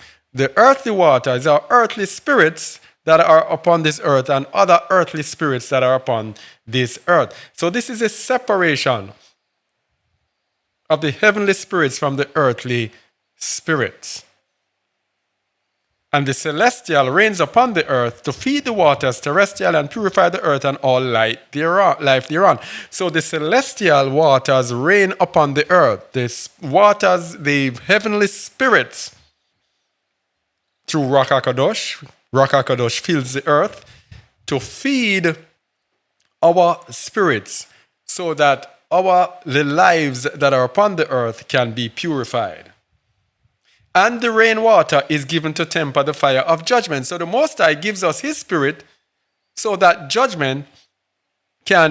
we can avoid judgment. That is why it says that He will put a ring on the finger of all who asks. The Most High just gives us His Ruach. All we need to do is we have to have a desire to overcome. That's it.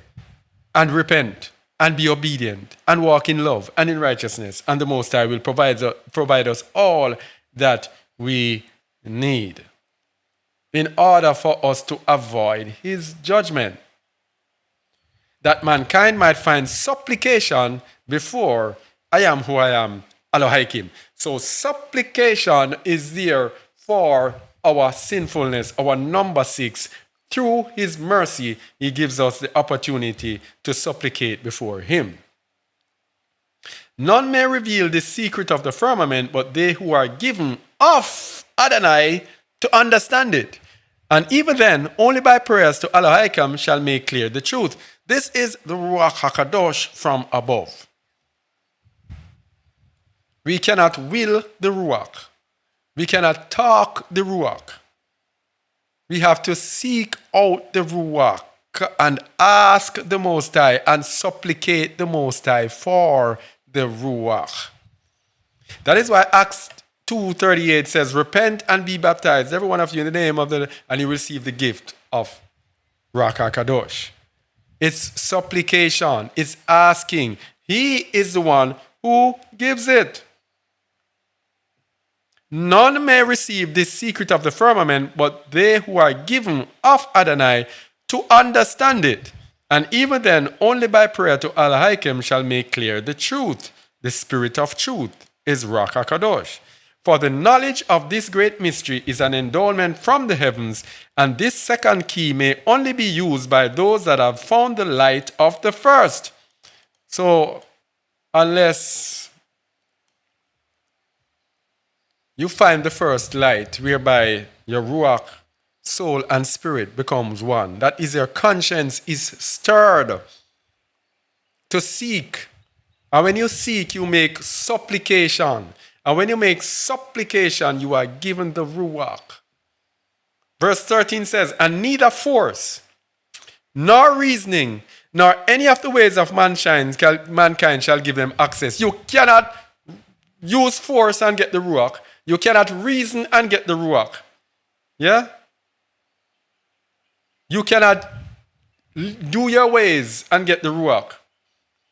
For example, get up and say, no, I'm going to live in righteousness. I'm going to walk in righteousness before the Most High. That's what I'm going to. I'm going to do that which is right. And well, neither your ways can give you the Ruach. You have to supplicate the Most High for the Ruach. And when you supplicate for the Ruach and she is given to you, then you will be able to progress. This is why we tell you about the millennial reign. Not a simple thing, not a simple thing. And we also have to understand now the difference between the presence of the Ruach and having the Ruach indwelling in us, because the Ruach must indwell in us in order for us to attain unto the kingdom. It's not an easy road, but it is attainable by our desire. It is our desire. It's nothing that we do by our efforts. It is what we desire. The zeal that we have for it. Do you want it? What do you really want? That's the question. Anything you want, you can get. Anything you want, you can get. You just have to desire it. Therefore, let them read the writings of our fathers and let them meditate upon the things of I am who I am, Elohim. So, It's the word that is the spirit. Hamashiach said, the words that I speak, they are spirit and they are life. It is a word that stirs us up and will make the Most High. When we supplicate to the Most High, we let him give us the Ruach. Without the Torah, I think we did a teaching on it. Without the Torah, the Most High will not give us his Ruach with us disobeying his Torah. And most importantly, let them pray for the mystery of the endowment may be made clear by the works in prayer and fasting in meditation upon El Elyon.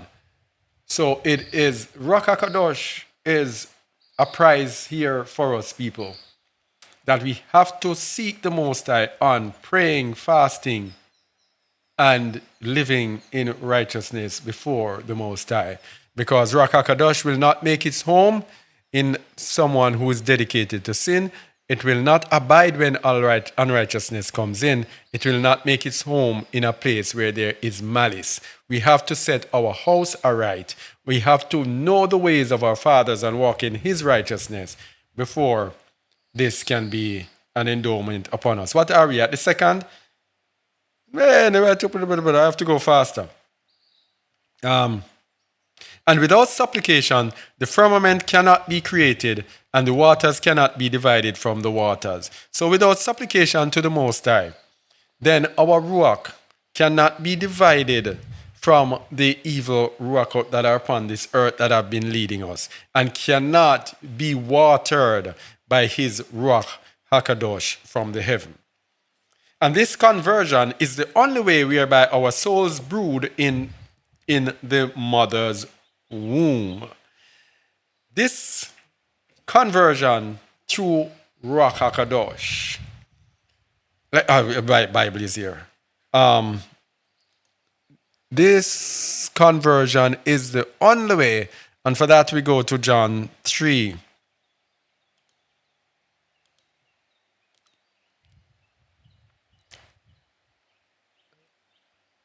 Emmanuel answered and said unto him, Verily, verily, I say unto thee, except a man be born again, he cannot see the kingdom of Adonai. This is that conversion. This is that conversion. Unless you are born again, you cannot see the kingdom. Nicodemus said unto him, How can a man be born when he is old? Can he enter the second time into his mother's womb and be born? Emmanuel answered, Truly, truly, verily, verily, I say unto thee, except a man be born of water and of the Spirit, he cannot enter into the kingdom of Adonai. This is the waters terrestrial, that is our water from below, being cleansed and purified through the waters celestial, the waters from above, being born of water and of the Spirit. And now, this second key, we have to have gone through the first key, which is light entering into us. And then now, after light is entering into us, then the mercy of the Most High will pour out his water upon us so that we can be born of water and of the Ruach. We have to fulfill our week, people. This is just the second day I am speaking about before we reach the seventh day, which is the millennial reign. Verily, verily, I say unto thee, except a man be born of water and of the Ruach, he cannot enter into the kingdom of Adonai. That which is born of the flesh is flesh, and that which is born of the Ruach is Ruach. So we are born of the flesh, which we are born of the waters terrestrial. We have to be cleansed and washed and be born again of the waters celestial, of the heavenly waters. The earth has to meet the heavens and become one with the heavens. When we are born of the waters from above, then we can become one with the heavens, and the earth will be one with the heavens. Marvel not that I said unto thee, ye must be born again. The wind bloweth where it listeth, and thou hearest the sound thereof, but canst not tell whence it cometh and whither it goeth. So is everyone that is born of the Ruach. Then those who are the children of I Am will be led by the Ruach of I Am. All right? They will be led by the Ruach of I Am. All right, let me continue now. Let me see if we can get to the third key. Third key seems so far away. Therefore, know the light of the first key, which dissolves the darkness with peace, is purified by the second key in the water in the great sea of the creation. So the first key dissolves the darkness and introduces us to the light. Now, it is now purified by the second key. So, purification. Light divided from darkness. Now, we have to be purified because we once were darkness. We were in darkness. We have to be purified. So, the fact that light shines upon us is just the beginning. We have not reached anywhere. The fact that light shines upon us is just the beginning. We have to do what? We have to attain unto perfection. We are not yet perfected. All right? And this water shall become the very wine of the vine which we do here drink as the water of life. But is to the darkness, the bitterest of vinegar to the tongue. This is the wisdom of this world and the wisdom that is spiritual. So to us, we now think differently. We think spiritual because we were carnal, bathed in darkness, in the darkness of carnality. We now are being washed into the spiritual. And being washed into the spiritual means we are carnal.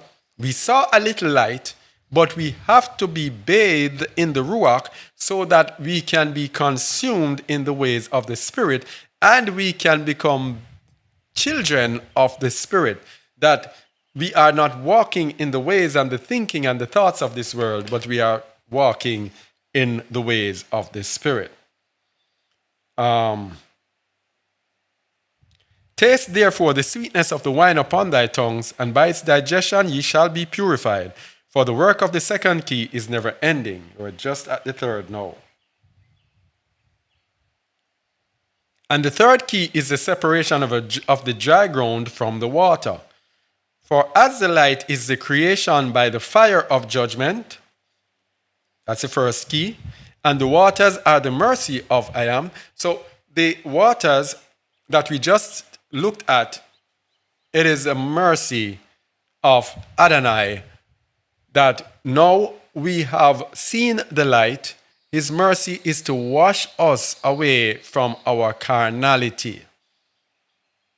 The ground is our mother, the earth, the very Shekinah, and the plants shall bear fruit in us of the works of Elohim. So now that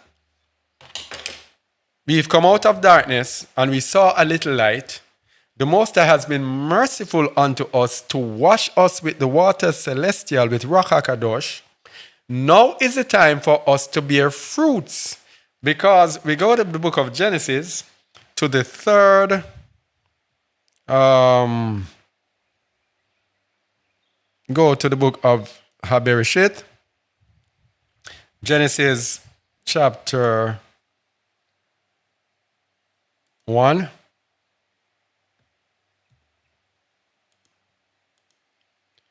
How about verse 11? Oh, no. The third. Yeah.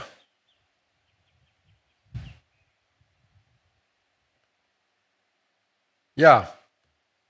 And Adonai said, let the earth bring forth grass, the herb yielding seed, and the fruit tree yielding fruit after his kind, whose seed is in itself upon the earth. And it was so. So everything brings after his kind. So when we are washed in Ruach HaKadosh, every one of us will be given different gifts. Yes? So everyone will produce after his kind. So I cannot be given the gift of a teacher and expect to have the gift of someone else who might have another gift that I don't have. Of course, there are people who will be given many gifts, different gifts. But the whole point is people will be given specific gifts. They must walk in that gift. Not because someone else can do this, do not expect me to be able to do it. Because I am given my gift. Look at it. And Adonai said, let the earth bring forth grass, the herb yielding seed, and the fruit tree yielding fruit after his kind. So we bear fruit after our kind, whose seed is in itself upon the earth, and it was so. So when I'm here now, when I'm here and I'm here speaking, its seed is in itself. When I'm here speaking and teaching people, I will tell you point blank. So it's one way in which I was driven. You know, people will say, you know, I teach and preach what is given to me. I cannot be a YouTube teacher. I will not go out and look at what. Yes, I will. Occasionally, there might be a video and somebody sends me the video. I will watch it. But I cannot be out there going after people's video, going out there. I have nothing to prove to anyone. What I am there is to bear fruits whose seed is in myself. So the Most High has to instill what he instills in me, and then I bear the fruit in what he has given me. I will not and cannot go out there, and rest assured, this is not a YouTube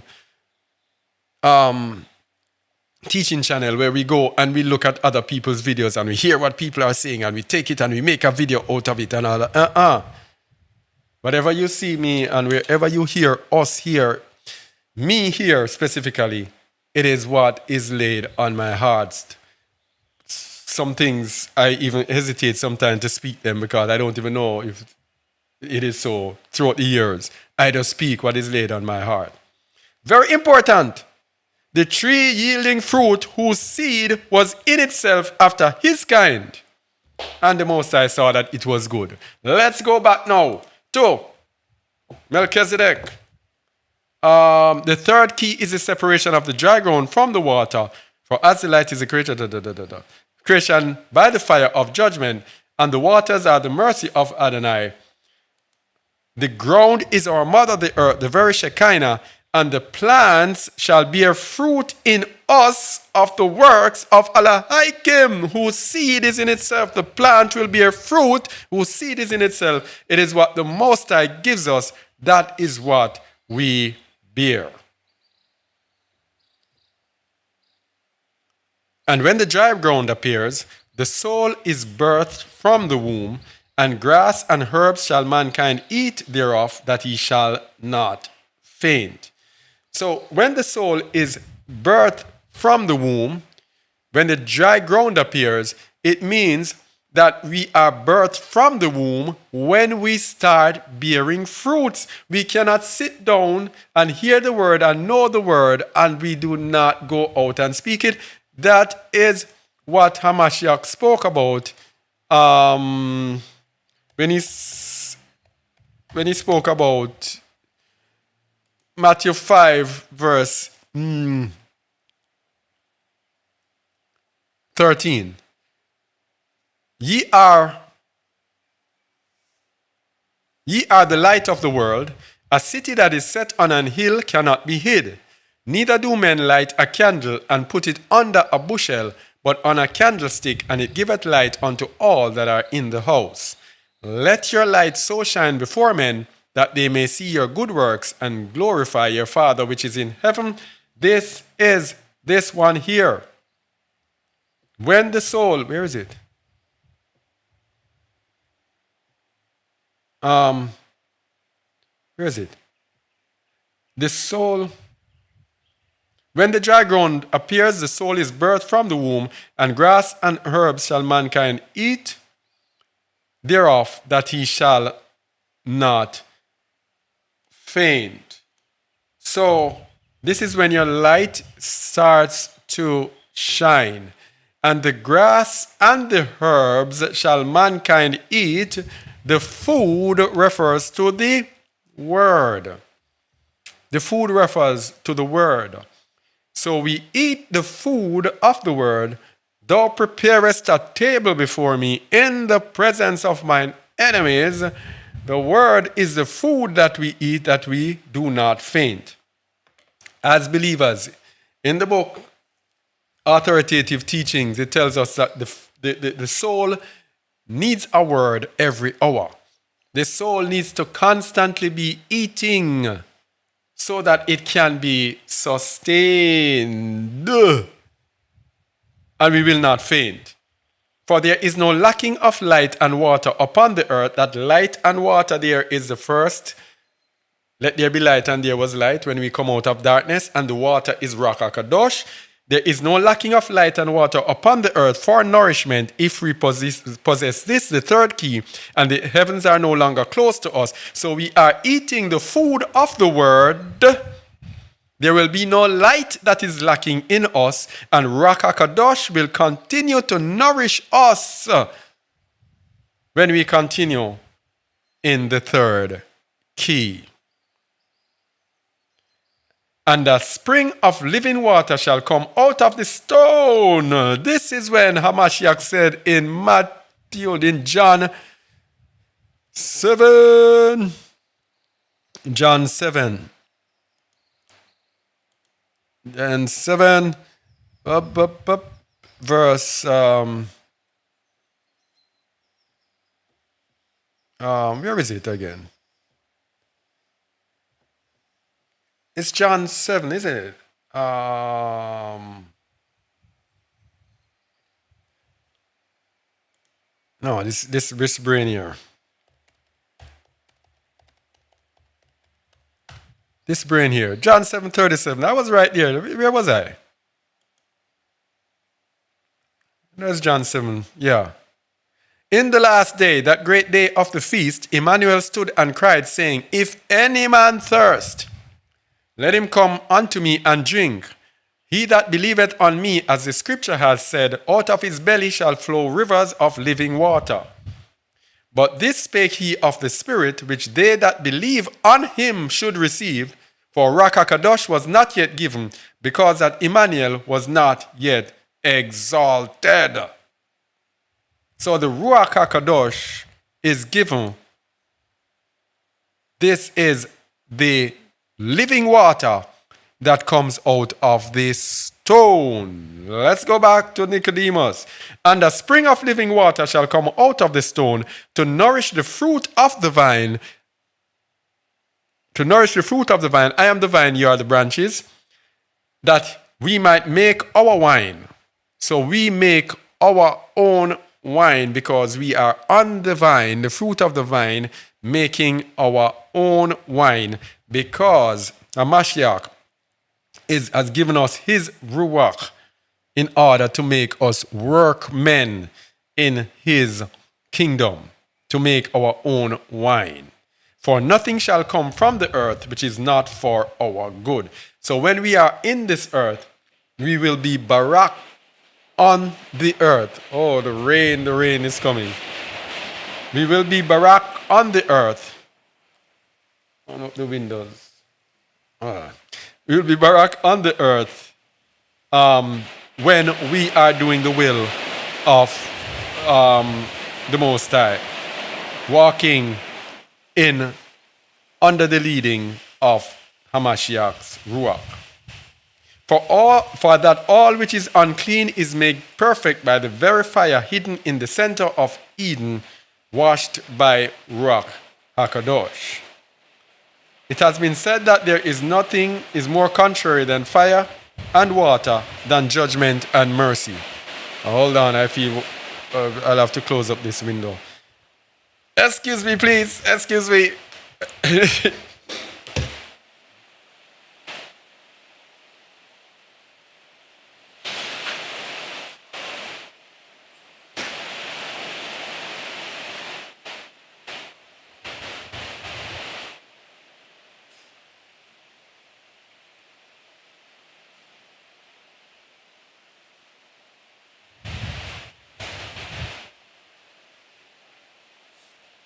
Oops, oops. So sorry about that. Where was I?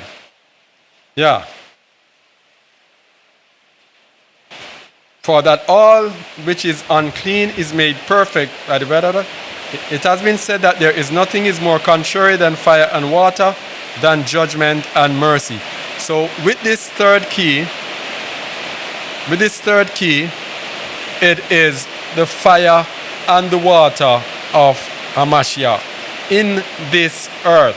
That is why John said to Hamashiach, that when John was prophesying of Hamashiach, he said that he would come of water and the Ruach. He will come with Ruach HaKadosh and fire. So this is the fire and water. Yet, Elohim has stated that we must make peace between us and our enemies and radically love one another vehemently. That place is getting left. Alright. So, in this earth, in order for us to be in the perfection, we must make peace between us and our enemies. So,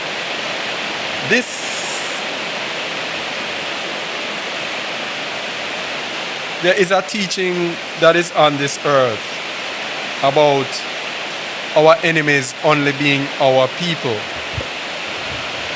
We must love our enemies. Our enemies are enemies. We must love our enemies and radically love one another vehemently.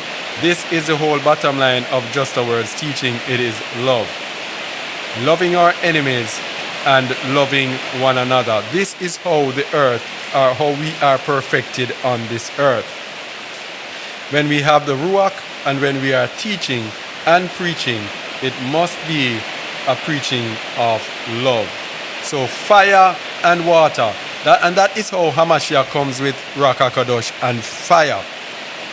Because he comes with the Ruach, but then the fire, it tells you, is that contrast, is that enemy and loving your enemy. And these things are very hard to do. And when you go to Matthew chapters 5 to 7, we see the radical things that Hamashiach is telling us to do. Turn the other cheek and loving your enemy and all of those hard things. This is the fire that we have to go through. Therefore, all things must be purged by fire and by water to be brothers and sisters in the earth, which had ascended before them. Whoa. Give me please, the water is coming in. Hold on, please.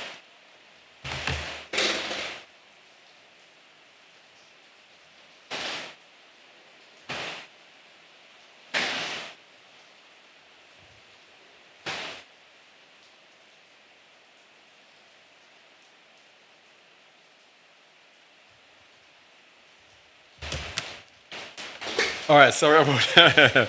So sorry about that. Oh boy. So the body must be washed in water and the Ruach cleansed in the fire before eating. No. We were not at that. For the spirit of mankind's desire,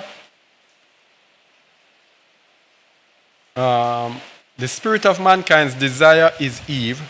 The body of mankind's action is Adam. And these two joined together replenish the desire of the human race. So remember, man and woman, they become one. When they are married, they twain become one. Okay? That's what happened when Adam and Eve were married. Now, when they are married, they become one. So it is mankind's desire is embodied in Eve. And mankind's action is embodied in Adam. When both the actions of Eve and Adam are joined together, they replenish the desires of the human race, because when they are joined together and the first key, second key, and the third key comes into operation, That's when all of that healing takes place. That's when everything is rectified. And notice it says the spirit of mankind's desire is Eve. And it's going to tell you what is going to touch the desire and what's going to touch the body. For these two are of the same nature, yet differ in their genders, and this must be to ascend as one Adam together, soul, spirit, and body. So this is the perfection. Lightness, the light comes, mercy comes, and then we go out and actually live the word. Let our light shine, walking in the word. Then that is when body, spirit, and soul becomes one. And after purification, at last, these are inseparably united, their most noble and perfected form through the third key. And behold, the water, it is a living spring which comes from out of the stone. Miracle of nature, this is the Ruach HaKadosh. To the wicked, the water which cometh forth from out of this stone is as vinegar. So you cannot drink vinegar. So that is why Ruach HaKadosh is not given to the wicked. They cannot drink it. That's why Hamashiach says, if any man thirst. And that's why the word says, if any man ask, the Most High will put a ring on their finger and hold a feast to them. It has to be a desire, and that desire has to be to move away from wickedness, to move away from unrighteousness. To the uninitiated, it is wine upon which they who drink become intoxicated and sleep. The uninitiated, these are those people who they have a desire for the word. They might even have gone through the first stage to have being awakened from the darkness through the light. But Ruach HaKadosh, the firmament, the waters celestial, may not be watering their terrestrial waters. They may not be walking in Ruach HaKadosh. So, not walking in Ruach HaKadosh, the wine will make them intoxicated and sleep. And let me just say something here. And I'm not saying this to get at anyone. When we were speaking the mysteries of the kingdom, many people stopped listening to us, and we knew they would, because it's wine that gets them intoxicated and get them to sleep, which means they don't want to hear it. They don't want to hear it because it is outside of their comfort zone, outside of the religious comfort zone. Yeah? Uninitiated, where is that? Where is that tablet? Let me get uninitiated. Hold on, please.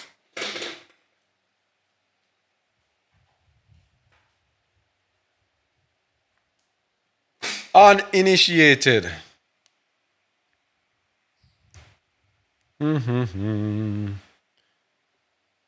What is the meaning of uninitiated? Uninitiated, lacking knowledge of or experience with something. Inexperienced. Inexperienced. So those who are inexperienced become intoxicated, become drunken, and sleep. Do not want to hear. That is why you have itching ears. People go to where they want to go. Go to what pleases their ears. But to the enlightened, it is truth. So the water is the spirit of truth, Ruach HaKadosh, the spirit of truth, who will guide you into all truth, knowledge and wisdom from the foundation, rising up to the crown. That's how important it is to those who are enlightened. Though the meaning of enlightened.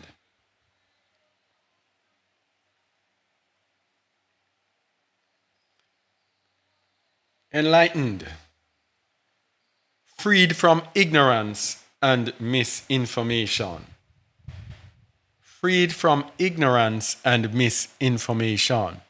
So those freed from ignorance will know the truth.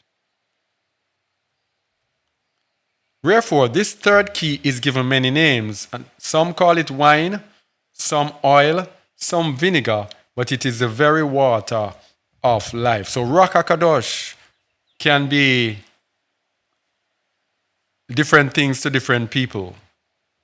Use it therefore to cleanse thine own eyes that you may see, and thy face, which is how people actually see you and look at you, and thy bodies. And we know that our body is shown in Ephesians 6. Put on the full armor when it tells you the helmet of salvation, the breastplate of truth. So the Ruach HaKadosh cleanses our eyes, our face, and our bodies for us to be fully equipped to walk in this world. For it is necessary to clean the body in humility, to remove the blackness and make a perfect union of the earth and heavens. That's the whole task of the number 6, to make us a perfect union of heaven and earth. Heaven meets earth so that we can go in the millennial kingdom. As long as we are not in union, heaven and earth is not in union in us, then we have no millennial kingdom. And this is the soul inseparably uniting the spirit and the flesh, the heavens and the earth, for the work of the third key is never ending. The soul inseparably uniting the spirit and the flesh. When the spirit and the flesh becomes one in us, the heavens and the earth becomes united.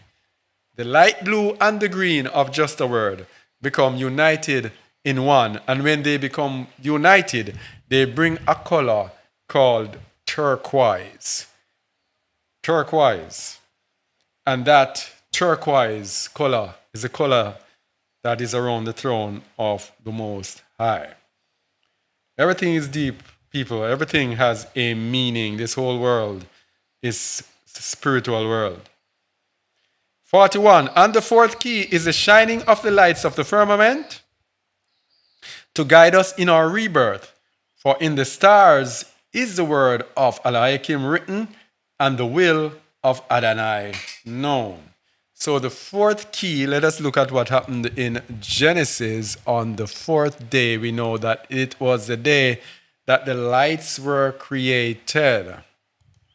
Genesis 1:14, I think it is.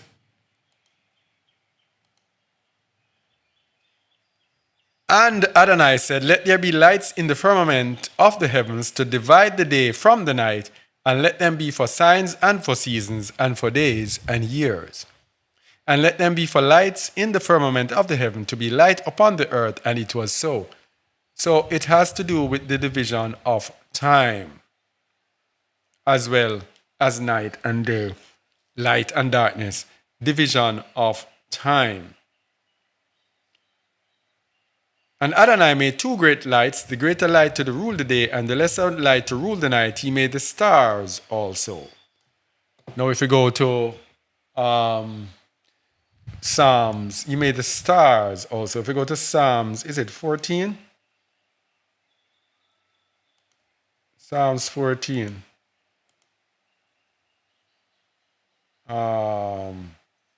That's not 14, it's 19. Let me see again. Testing the brain once again. Yes, Psalms 19. The heavens declare the splendor of Adonai, and the firmament showeth his handiwork. Day unto day uttereth speech, and night unto night showeth knowledge.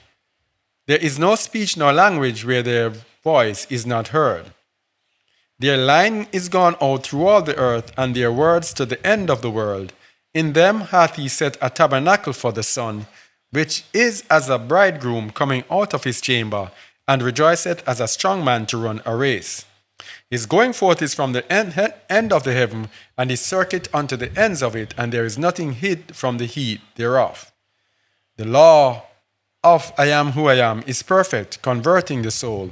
The testimony of I am is sure, making wise the simple. The statutes of I am who I am are right, rejoicing the heart. The commandment of I am is pure, enlightening the eyes. This is speaking about the good news, the word written in the stars.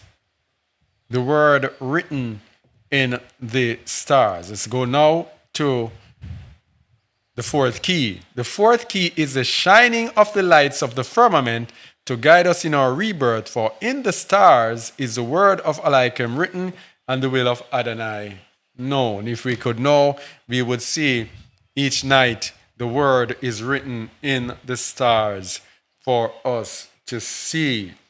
Doubt not the signs of the heavens, but know that they shall neither move thy feet nor thy hearts.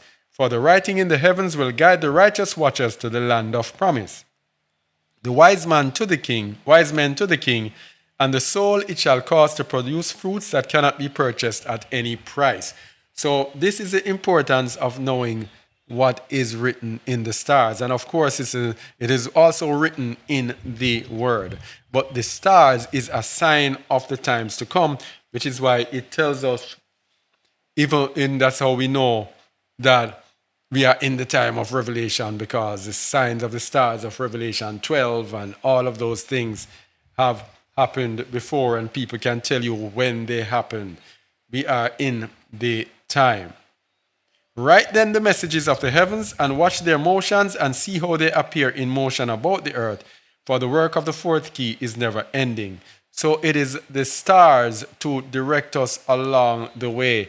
So this is a higher level of understanding and insight that helps us to pilot us along the way. We have Ruach HaKadosh, but we also have the stars.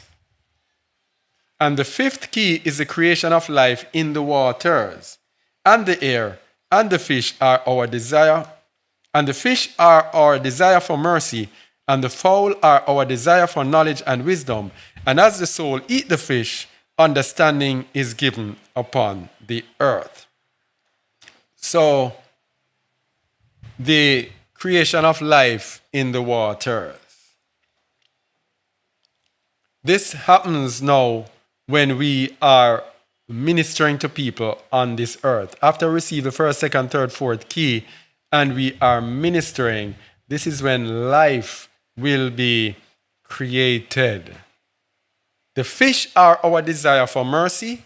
So let me go into the fifth key before we go further into that.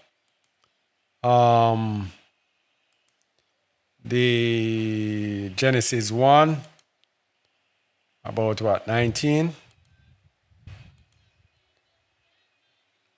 20. And Adonai said, let the waters bring forth abundantly the moving creature that hath life, and fowl that may fly above the earth in the open firmament. And Adonai created great whales, and every living creature that moveth, which the waters brought forth abundantly after their kind, and every winged fowl after his kind. And Adonai saw that it was good. So we have the waters, which is the Ruach, bringing forth. And then we have the winged fowl of the air. So we have the water and we have the air, both bringing forth. And Adonai barak them, saying, be fruitful and multiply, and fill the waters in the seas, and let fowl multiply in the earth. So we are charged now to multiply all that we know, what we have been taught, what we have learned, to use it to multiply upon the earth. So let's go back to 4:45. And the fifth key is the creation of life in the waters and the air. And the fish are our desire for mercy, and the fowl our desire for knowledge and wisdom. And as the fowl eat the fish, so we have the fowls flying and you have them go down and they will eat the fish, understanding is given on the earth. So when the fowl eat the fish, it is a representative of our desire for mercy. So the Most High gives us mercy through his waters. When he gives us mercy through his waters, our desire for knowledge and wisdom is going to make us able to eat up his mercy. So the more mercy he gives us, is the more knowledge and wisdom. No, it's the other way around. The more knowledge and wisdom we desire, the more we have access to his mercy. The more fish we are able to eat as the fowl eat the fish. So we have to have this desire for knowledge and wisdom. Remember we said earlier that the uninitiated, when they drink, they become intoxicated and sleep. They have no interest. We have to have the interest, the desire, the zeal for knowledge and wisdom. When we have that, the Most High will show us mercy and shower us with his ruach, living waters. And that is how we will receive understanding. We do not receive understanding by sleeping, by sitting back, by being in religion and being content to hear certain things. Being content to hear what we hear and know what we know and don't want to hear anything. The perfecting of the earth is the perfecting of our desires upon it. Our desires, which desires? Our desire for knowledge and wisdom. That is how the earth is perfected. And the greatest of these is to reach up as the fowl of the air and fly unto the heavens. So our greatest desire has to be the heavenly kingdom. Has to be for heaven to become one, for us to become one with the heavens. Our greatest desire is to attain unto the heavenly realm. That is the greatest of our desires. Because remember that mankind's desire is in Eve. So our desire in Eve and the body of mankind's desire, mankind's actions is Adam. Our desire for knowledge and wisdom will be the greatest desire that there is that will make us. Because remember, it's the same desire that Eve had, isn't it?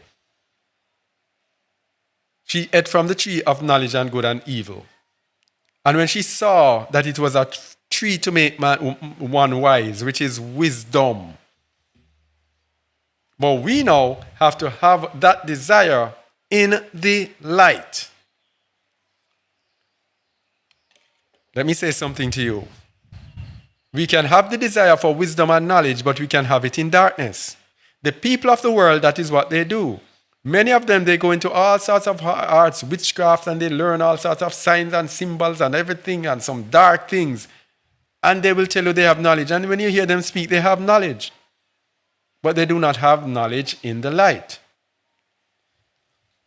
Eve wanted knowledge, but did not wait on the Most High to give her knowledge.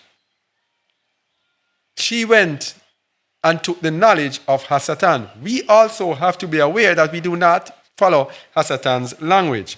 The fowl are our desire for knowledge and wisdom, and as the fowl eat the fish, understanding is given upon the earth. The perfection of the earth is the perfecting of our desires upon it.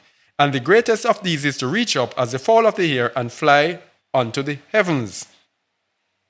And the union of the spirit and the flesh are washed clean by the desires that grow in the seas. So the union of the spirit and the flesh are washed clean by the desires. It is purged, cleansed by desires. As long as our desire is there, that is the perfection. And the greatest of the water taken up to the heavens to be purified and rained back down to cleanse the earth. So it is this union of heaven and the earth. So the spirit and the flesh here is washed clean by the desires that grow in the seas. It's speaking about the whole earth. So the whole world is cleansed in wisdom and knowledge by the desire for wisdom and knowledge of the heavenly realm. And the water taken up to the heavens to be purified, that is our spirit, taken up to the heavens to be purified. Remember, when we become one with the heavens now, we will be up, down, up, down. And then it's purified in the heavenly realm through the Ruach, and then rain back down on earth, and we become more advanced spiritually. Grow in the spirit.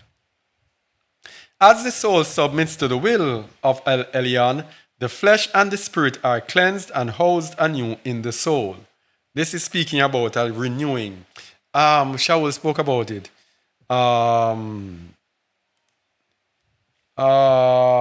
Renewal.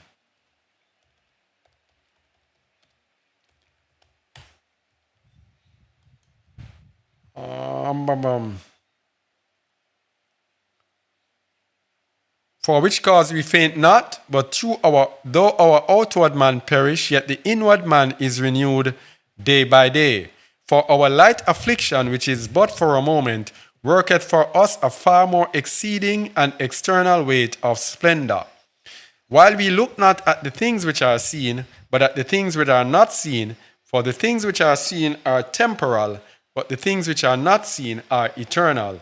So this is the renewal. As the soul submits to the will of El Elyon, the flesh and the spirit are cleansed and housed anew in the soul, and we grow in the Ruach. But what is the core of this? It is desire. We must have the desire. It is the desire that renews us and makes us grow in the spirit. This is why the Bible speaks so heavily against slothfulness. That is why Hamashiach spoke about the assembly at Laodicea when he says, "You're neither hot nor cold. I wish that you were either hot or cold. But then, because you are lukewarm, I will spew thee out of my mouth." This lukewarmness means that there is no desire. You're just going through. You're just being religious, just going through. That is not how we are perfected, or this world is perfected. We have to have the desire, the zeal. Therefore, watch thy desires that they do not fly so free that they forget to feed in the waters, that we do not fall asleep in religion. And to nest upon the earth, for the work of the fifth key is never ending. So we have to be zealous. We have to make sure that our desires are true, our desires are right. And then we come to the sixth key now. Wow. Therefore, I'm looking at the time. Therefore, watch thy desires that they do not fly so free. And the sixth key is the creation of animals of the land and of mankind within Adam, who is Eve. And together they walk straight without twisting and winding along vain roads, to which many stray and are found wandering. So you see, after all of those preparations now, comes man and the bestial nature of men. That is why the kingdoms are called beast kingdoms. They are number 6 kingdoms. After all that I have gone through, we come to vanity.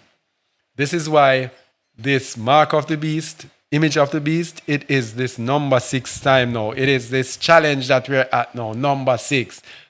Vanity. That is the challenge.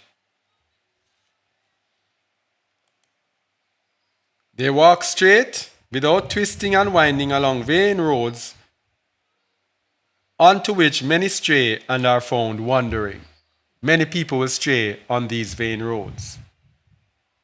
And these animals of the earth are our desires at every level. But the highest desire is that of Adam and Eve. So these animals of the earth are desires at every level. That is why we have the beast system telling us about this beast and that beast. Yeah? It is our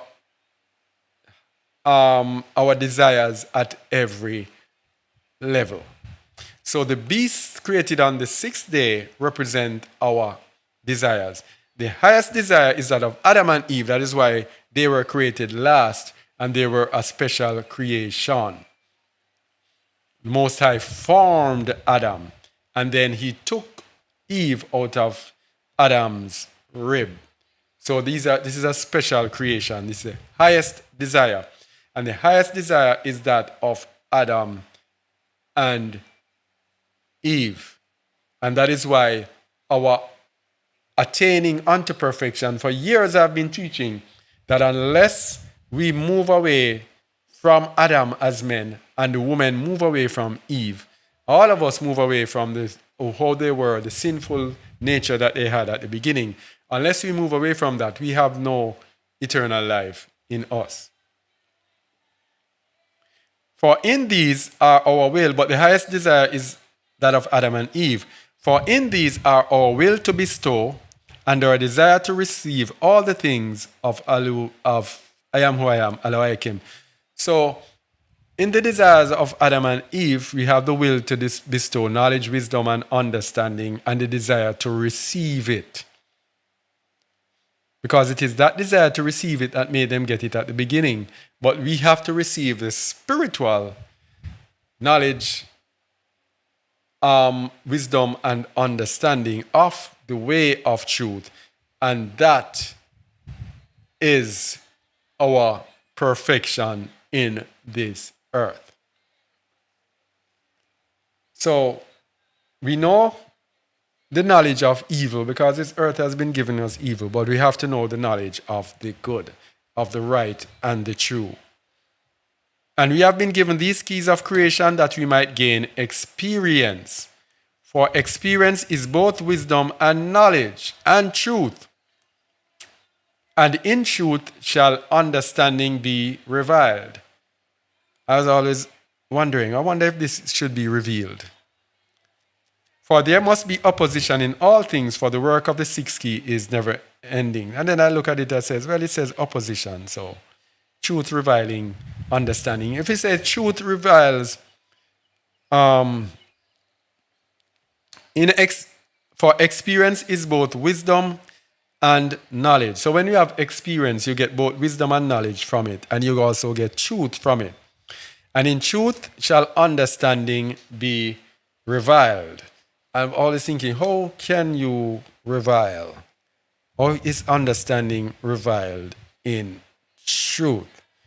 And understanding is reviled in truth because you might get an understanding, but that understanding might not necessarily be the truth. So the understanding that is false or fake will be reviled in truth. That is how we have opposition. So that opposition there is what brings out the truth and brings out the true understanding.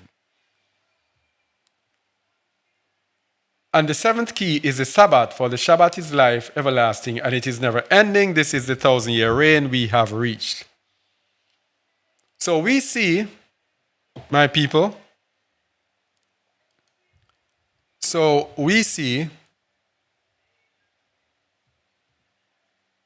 that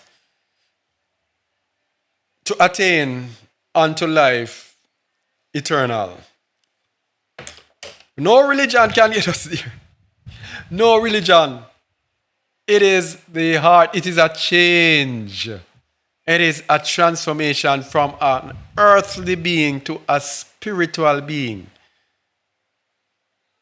It is being transformed from darkness into light through the mercy of the Most High and His Ruach poured out upon us to cleanse us and to purify us and to bring us from the earth to the heavenly realm so that our lights can shine here and we can minister to others and pull others and we can be sustained in this earth while we are on it to walk in perfection in this earth, pulling other people with us, enlightening other people in us, walking in the seed that is planted in us, walking in the truth, being enlightened, and being washed in the waters of our desire and of our zeal, zealously pursuing the way of truth. Yes? Then we can think about the millennial reign. The millennial reign, we won't even have to think about it or know it. We will automatically be brought into it. Now, this, what we are thinking here, is the focus that we should be focusing on. Focusing on getting ourselves in the mindset, in the understanding of where we need to be. And I know I said 3 hours and 10 minutes. Man, I could go on and on and on, but we have to go stop here. I was thinking about explaining walking in the Spirit, but it would take too much again. Too much. All praises to the Most High. All praises to your great exalted name. All right, let me see if there are any questions you can ask it. All praises.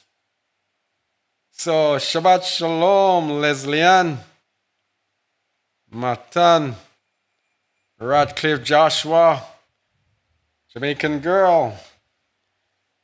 Shabbat Shalom, Ann Lewis out of Trinidad. Shabbat Shalom, Margaret. How are you doing, my sister? Shabbat Shalom, Yisrael. All right, I'm happy to know you're enjoying the radio show, David Badajlo. Donald, how are you doing? Bruce Crenshaw, praise the Most High. Shalom. All right, new to the channel, whenever you have time, I always wanted to understand the Rastafarian and the smoking of ganja. I heard there's some type of spiritual connection. The smoking of ganja, marijuana, that is part of what they believe helps them. But when you look at marijuana, smoking, we don't see that any of that. It would be decreed in the Torah. You have to follow the Torah. It would have been decreed in the Torah. And ye shall smoke this, and you shall, It would have been given in there. It was not given. Because smoking is, to me, smoking is like sorcery, because marijuana, because it gives you a high. And it makes some people, when we see what it does to some people, we know that something is wrong. The other day I was speaking with a Rastaman and he was telling me about ganja tea, ganja cake, and different things, and he tell you how it hits you out. He himself doesn't smoke marijuana, by the way, but he tells you that it is better they do it that way. But then he tells you that you had better be prepared to do such and such. And you realize that it is not right. Yeah? As I was telling a brother the other day, that we are called to be in the Ruach, in the Spirit, but mankind finds other ways to be in the Spirit rather than to deal with the Spirit of the Most High. We take alcohol, which is called spirit. We take marijuana and whatever to get us connected somehow. Nyangarang, Kamochelo, Shabbat Shalom. Shire of the Gate, Shabbat Shalom. Janelle, Shabbat Shalom. Marvet, Shabbat Shalom. Yadut, Shabbat Shalom. Uh-huh.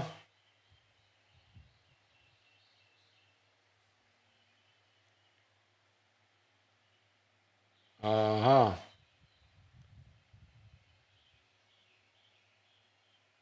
Is it the same in the UK that pastors don't pay no tax? I don't know. I have no idea. I know it is in Jamaica. I know it is in the US.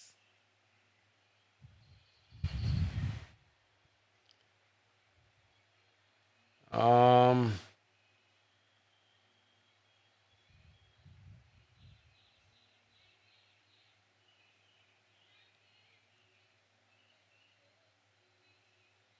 how are the people who receive their pension? How are they going to reject the system because they depend on that money to sustain themselves? I do not know. You see? Sometimes we're asked these questions and people put us on spot as the people who are speaking it. We speak what is there. We do not know what is going to happen to those people. All we do know is we have to prepare ourselves because, as I said, people who take their pension, are these people fervently seeking the Most High? These are the first things that we need to ask. Are they diligently seeking the Most High? Because if they're not, it's neither here nor there. Is a person who is having a pension, though, is that person now diligently seeking out the Most High? Then the Most High will make a way, because He makes a way in the wilderness. He makes a way when there seems to be no way. That is what I can tell you. Because these people now, if they are seeking out the Most High, they will be seeking out avenues and He will provide for them, as I do believe He will for us. All right?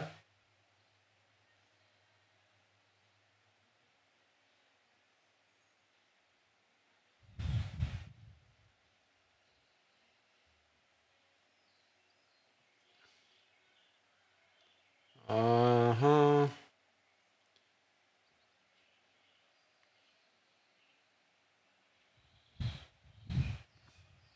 Any questions?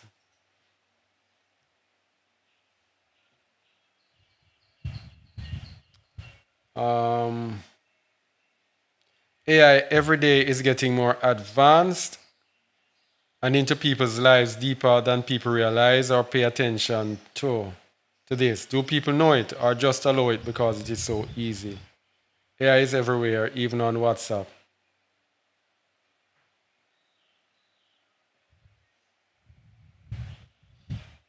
Um,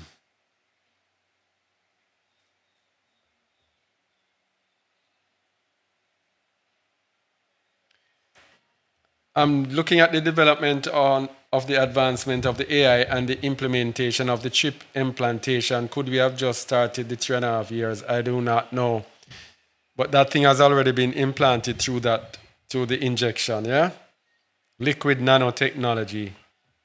It has already found a home in those people some of those who took the injection. Is having a battery implant the mark of the beast? It is for a spine injury. I do not know. Oh, what I can say is they have been given battery implants for some time. But what if now that we are in this time, they are taking the opportunity now and sneaking that thing inside of us? That is a question. Yes, they have been given battery implants, which would not be the mark of the beast. But what if now they are saying, all right, let's put it in everything that we put inside of them? That's the question.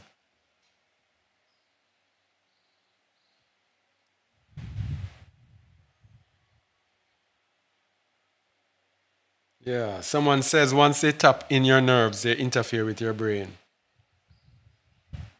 Because the technology they have, brain machine interface technology. Yeah.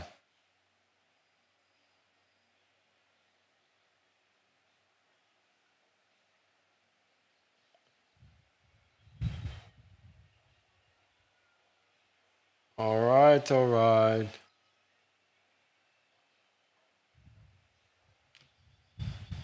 right. Somebody says Jack and the Beanstalk from earth to heaven.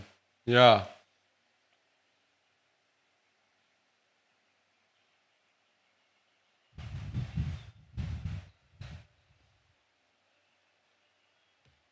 The mercy of the Most High. Someone says the mercy of the Most High, of I am who I am, is so amazing, waiting for us to ask. Yeah.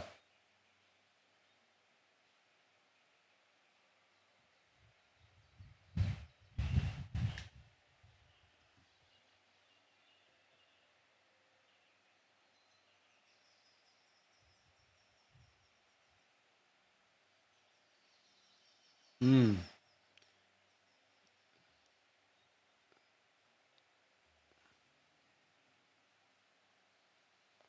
I am trying to figure out. Um,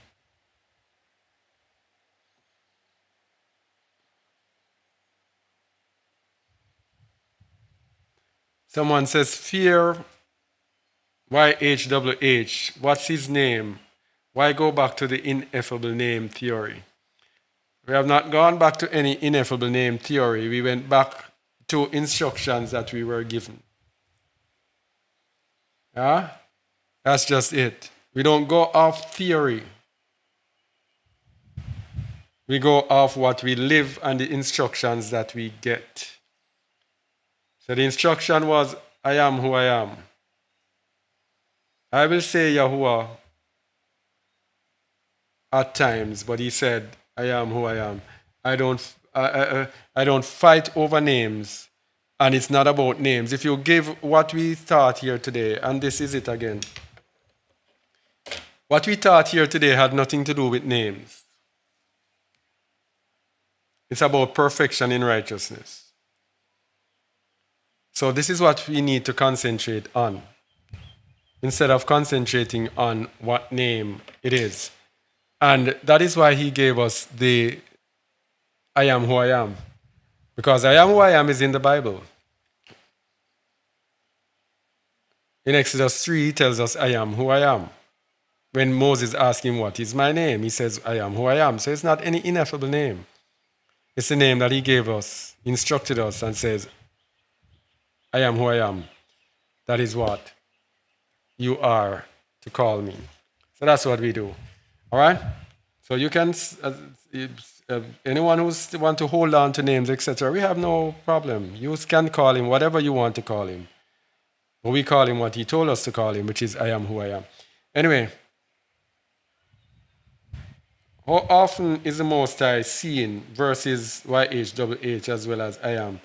Come now, stay strong and rebuke the spirit of error. All right, so you say it's error. Okay, all right. But we say it's obedience, all right? The scriptures that you have was written and translated by man. So you can go on, believe everything that you see there, coming through translations in different languages, etc., and use that as motivation. We do not live. What we notice, most people just live by the scriptures that they see. We go by the scriptures that we see, plus instructions from the Most High that were given. And by the way, many people undervalue us being together in South Africa. You have no idea what we got there. No idea what we got there from the Most High. No idea whatsoever. All right? So you might be on the internet, you go and you check this, and you hear from this, and you hear from that, and say, okay, you might measure this. We don't do that. We are not internet believers. We were set apart, and we actually lived the Bible. We actually lived and were taught by the Most High. And what we were taught, what He told us, that is what we speak. All right? All praises to the Most High. Yeah.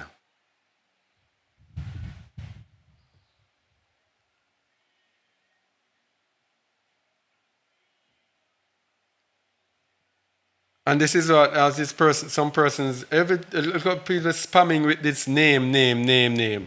We came here today, and this person is obsessed about name. Nothing to do with the word and the perfection that is in the word. Yeah. Name, arguing about name. Call him whatever you want to call him. But make sure in the end you are living His righteousness. You are living His Torah. All right?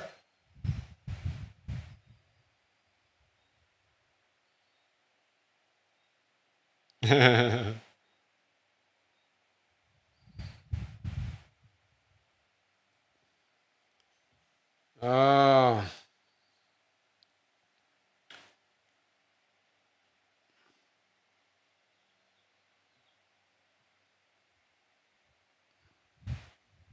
um, this chat is busy today. I'm just trying to.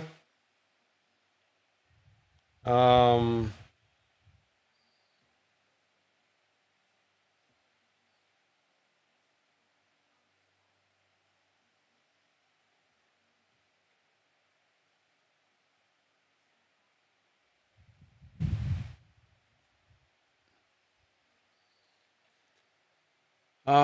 Following and living daily, the Manuel, the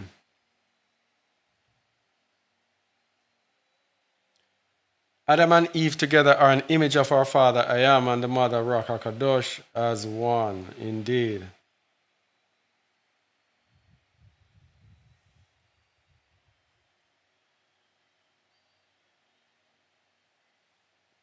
No wonder Emmanuel said to his disciples that he had a lot to tell them, but they wouldn't be able to bear it at that time, and that the rock would do so when she comes, paraphrasing. Yes, and you know, there are other people are saying that if it's not written in the Bible, it's not so. In what reading in the Bible, the Ruach will guide you into all truth. It's now the job of the Ruach. That's it.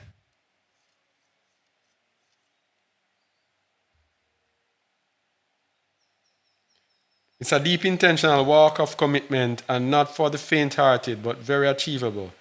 For with Abba all things are possible, and we can do it through Hamashiach who strengthens us.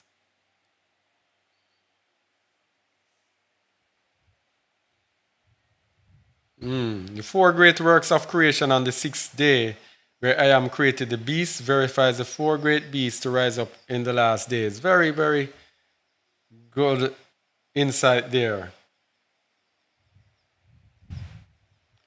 That even includes Yasharal, who only walk in the letter of the law. That can be a people moving only in religion, which can result in being lukewarm. We must walk in light for perfection. That's it. And that includes arguing with the different little things that have nothing to do with our perfection. All right? Second Exodus 8 1 to 3, we must be enlightened to be the few, being zealous to enter Zion. Let me see that. Being zealous to enter Zion. Second Esdras 8, verses 1 to 3.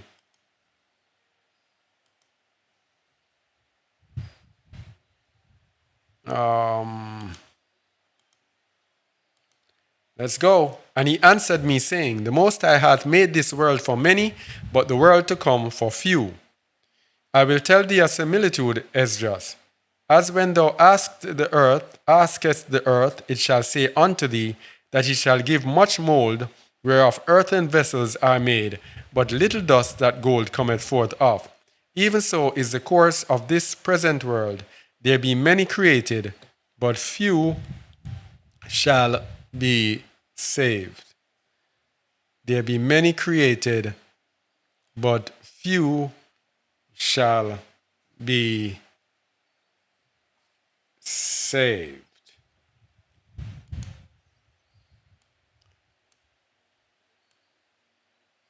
Yeah. All right.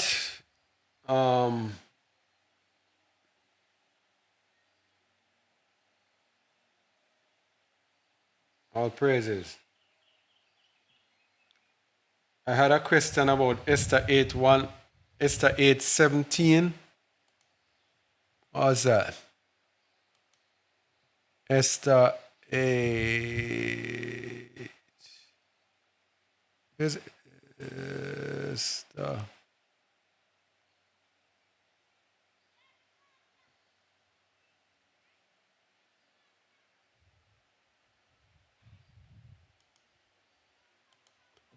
17.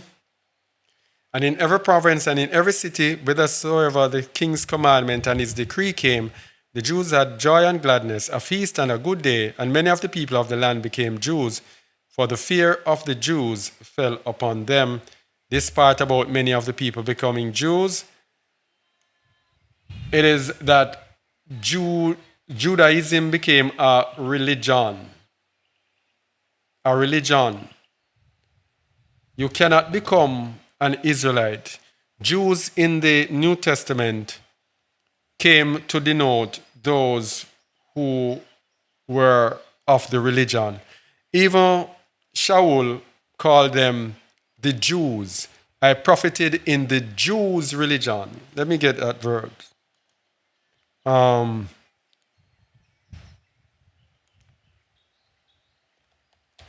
And there are people who will tell you that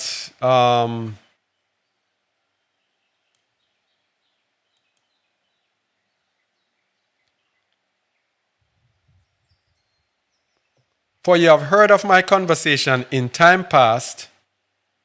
Oh no, let me get it on the.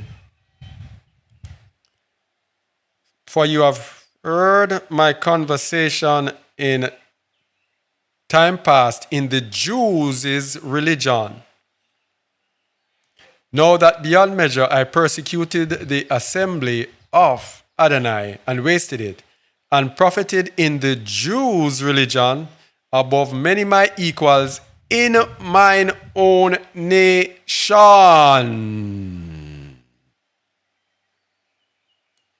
That means there were people from other nations who were not Jews, but they were considered from other nations, but they were still considered Jews, being more exceedingly jealous of the traditions of my fathers. So, here's another one. Let me get another one for you.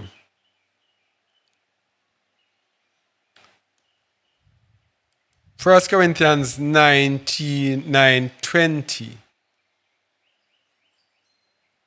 And unto the Jews I became as a Jew, that I might gain the Jews. To them that are under the law, as under the law, that I might gain them that are under the law. So the Jews here is speaking about a religion that encompasses people of different nations. So when it says in Esther that they became Jews, let me get it on the Esther 8:17, you said? In Esther 8:17, and in every province and in every city whithersoever the king's commandment and his decree came, the Jews had joy and gladness, a feast and a good day, and many of the people of the land became Jews, for the fear of the Jews fell upon them. So the Jews there was referring to a religion, to a belief, which encompassed those who were Israelites as well as those who were not.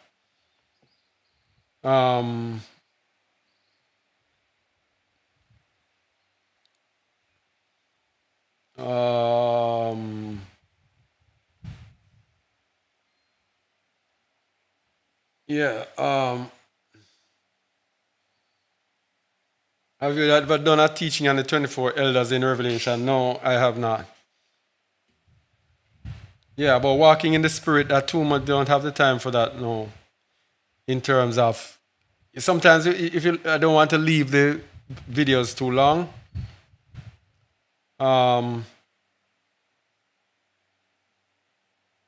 Nation of Yasharal, all praises. Big up, Nation of Yasharal.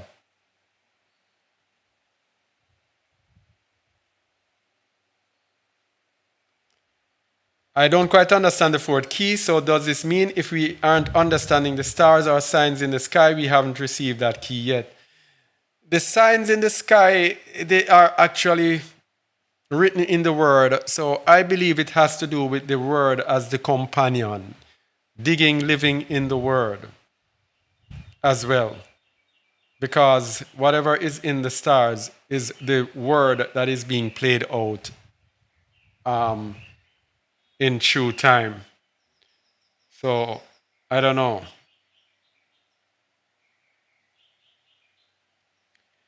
How can the child start to rule before the Messiah? Reconsider your teaching. The child starts to rule because the place has to be prepared for Hamashiach to come back, to sit on his throne. Hamashiach is not going to come back and to be in any fussing or fighting with anyone. You would have had to listen to our teachings to understand. He will not be coming back to jostle with anyone. He will be sitting to come back. Other people will be here. He will be ruling through his spirit who will be in the child. So just as how the Father's spirit was in the Son is now going to be, the Son, Emmanuel, the Messiah, will be in his Son and in the 144,000, executing on the earth, preparing his kingdom, so that when he comes in his kingdom, you see, people just say, reconsider your teaching. Why? Because that is what I learned in Christianity. So because I learned it in Christianity, it is true. And because it is true, you have to reconsider what you are saying. This is what comes, my people, from not diligently searching. We have to seek. And you shall seek me and find me, and you shall search for me with all your heart. When Hamashiach comes, when the Son of Man shall come in his splendor, and all the set-apart angels with him, then shall he sit upon the throne of his splendor. And before him shall be gathered all nations, and he shall separate them one from another, as a shepherd divided his sheep from the goat. So this is the separation. This is when he comes back and he is ruling. When he comes, he's going to make the big separation. God, things will be set in order, and Zion will be up and running. And then when he comes to Zion, now he's going to set in order the world itself. But his Son will be preparing, the man-child will be preparing the way, and the 144,000 will be preparing the way for the Messiah. All right? This is something that, an understanding that I don't think is in the church.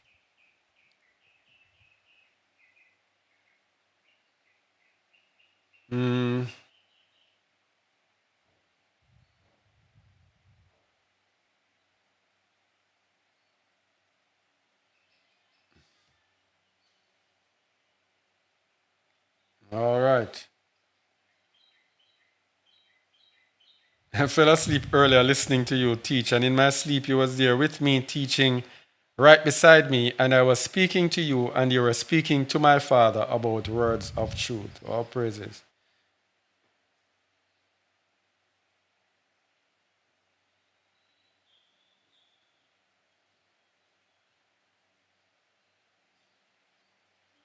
All right. Whoop, whoop, whoop, whoop.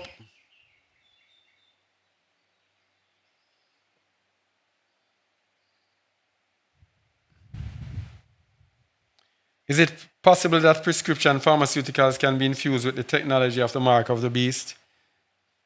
That's a good question, Nyangarang. And this is why it's best to avoid all of their pharmaceuticals. Very difficult, but yeah. It's a dangerous world we live in. I'll leave it at that. Very, very dangerous world. Anyway, the time is going, and I'm happy that I came to the end of the questioning. Thank you all for listening. Thank you all for watching. All praises to the Most High. All praises to his name as we're back to this original format. Thank you, thank you, thank you. Only hope that this was edifying to you. Do have a great rest of the Shabbat and a great day wherever you are, whenever you listen to this. May you be edified. And remember, our radio program, Wake Up and Live. Before we go, we have to remind you, wake up and live. Mondays to Thursdays, starting from 8 a.m. Eastern on JAW Radio at jawradio.org. Jaw Radio. Music and the word in the morning to start off the day. Something new every morning. He is new every morning. Great is his faithfulness. Shalom, shalom to you all. All praises to the Most High. Shalom, shalom, shalom, shalom. All praises.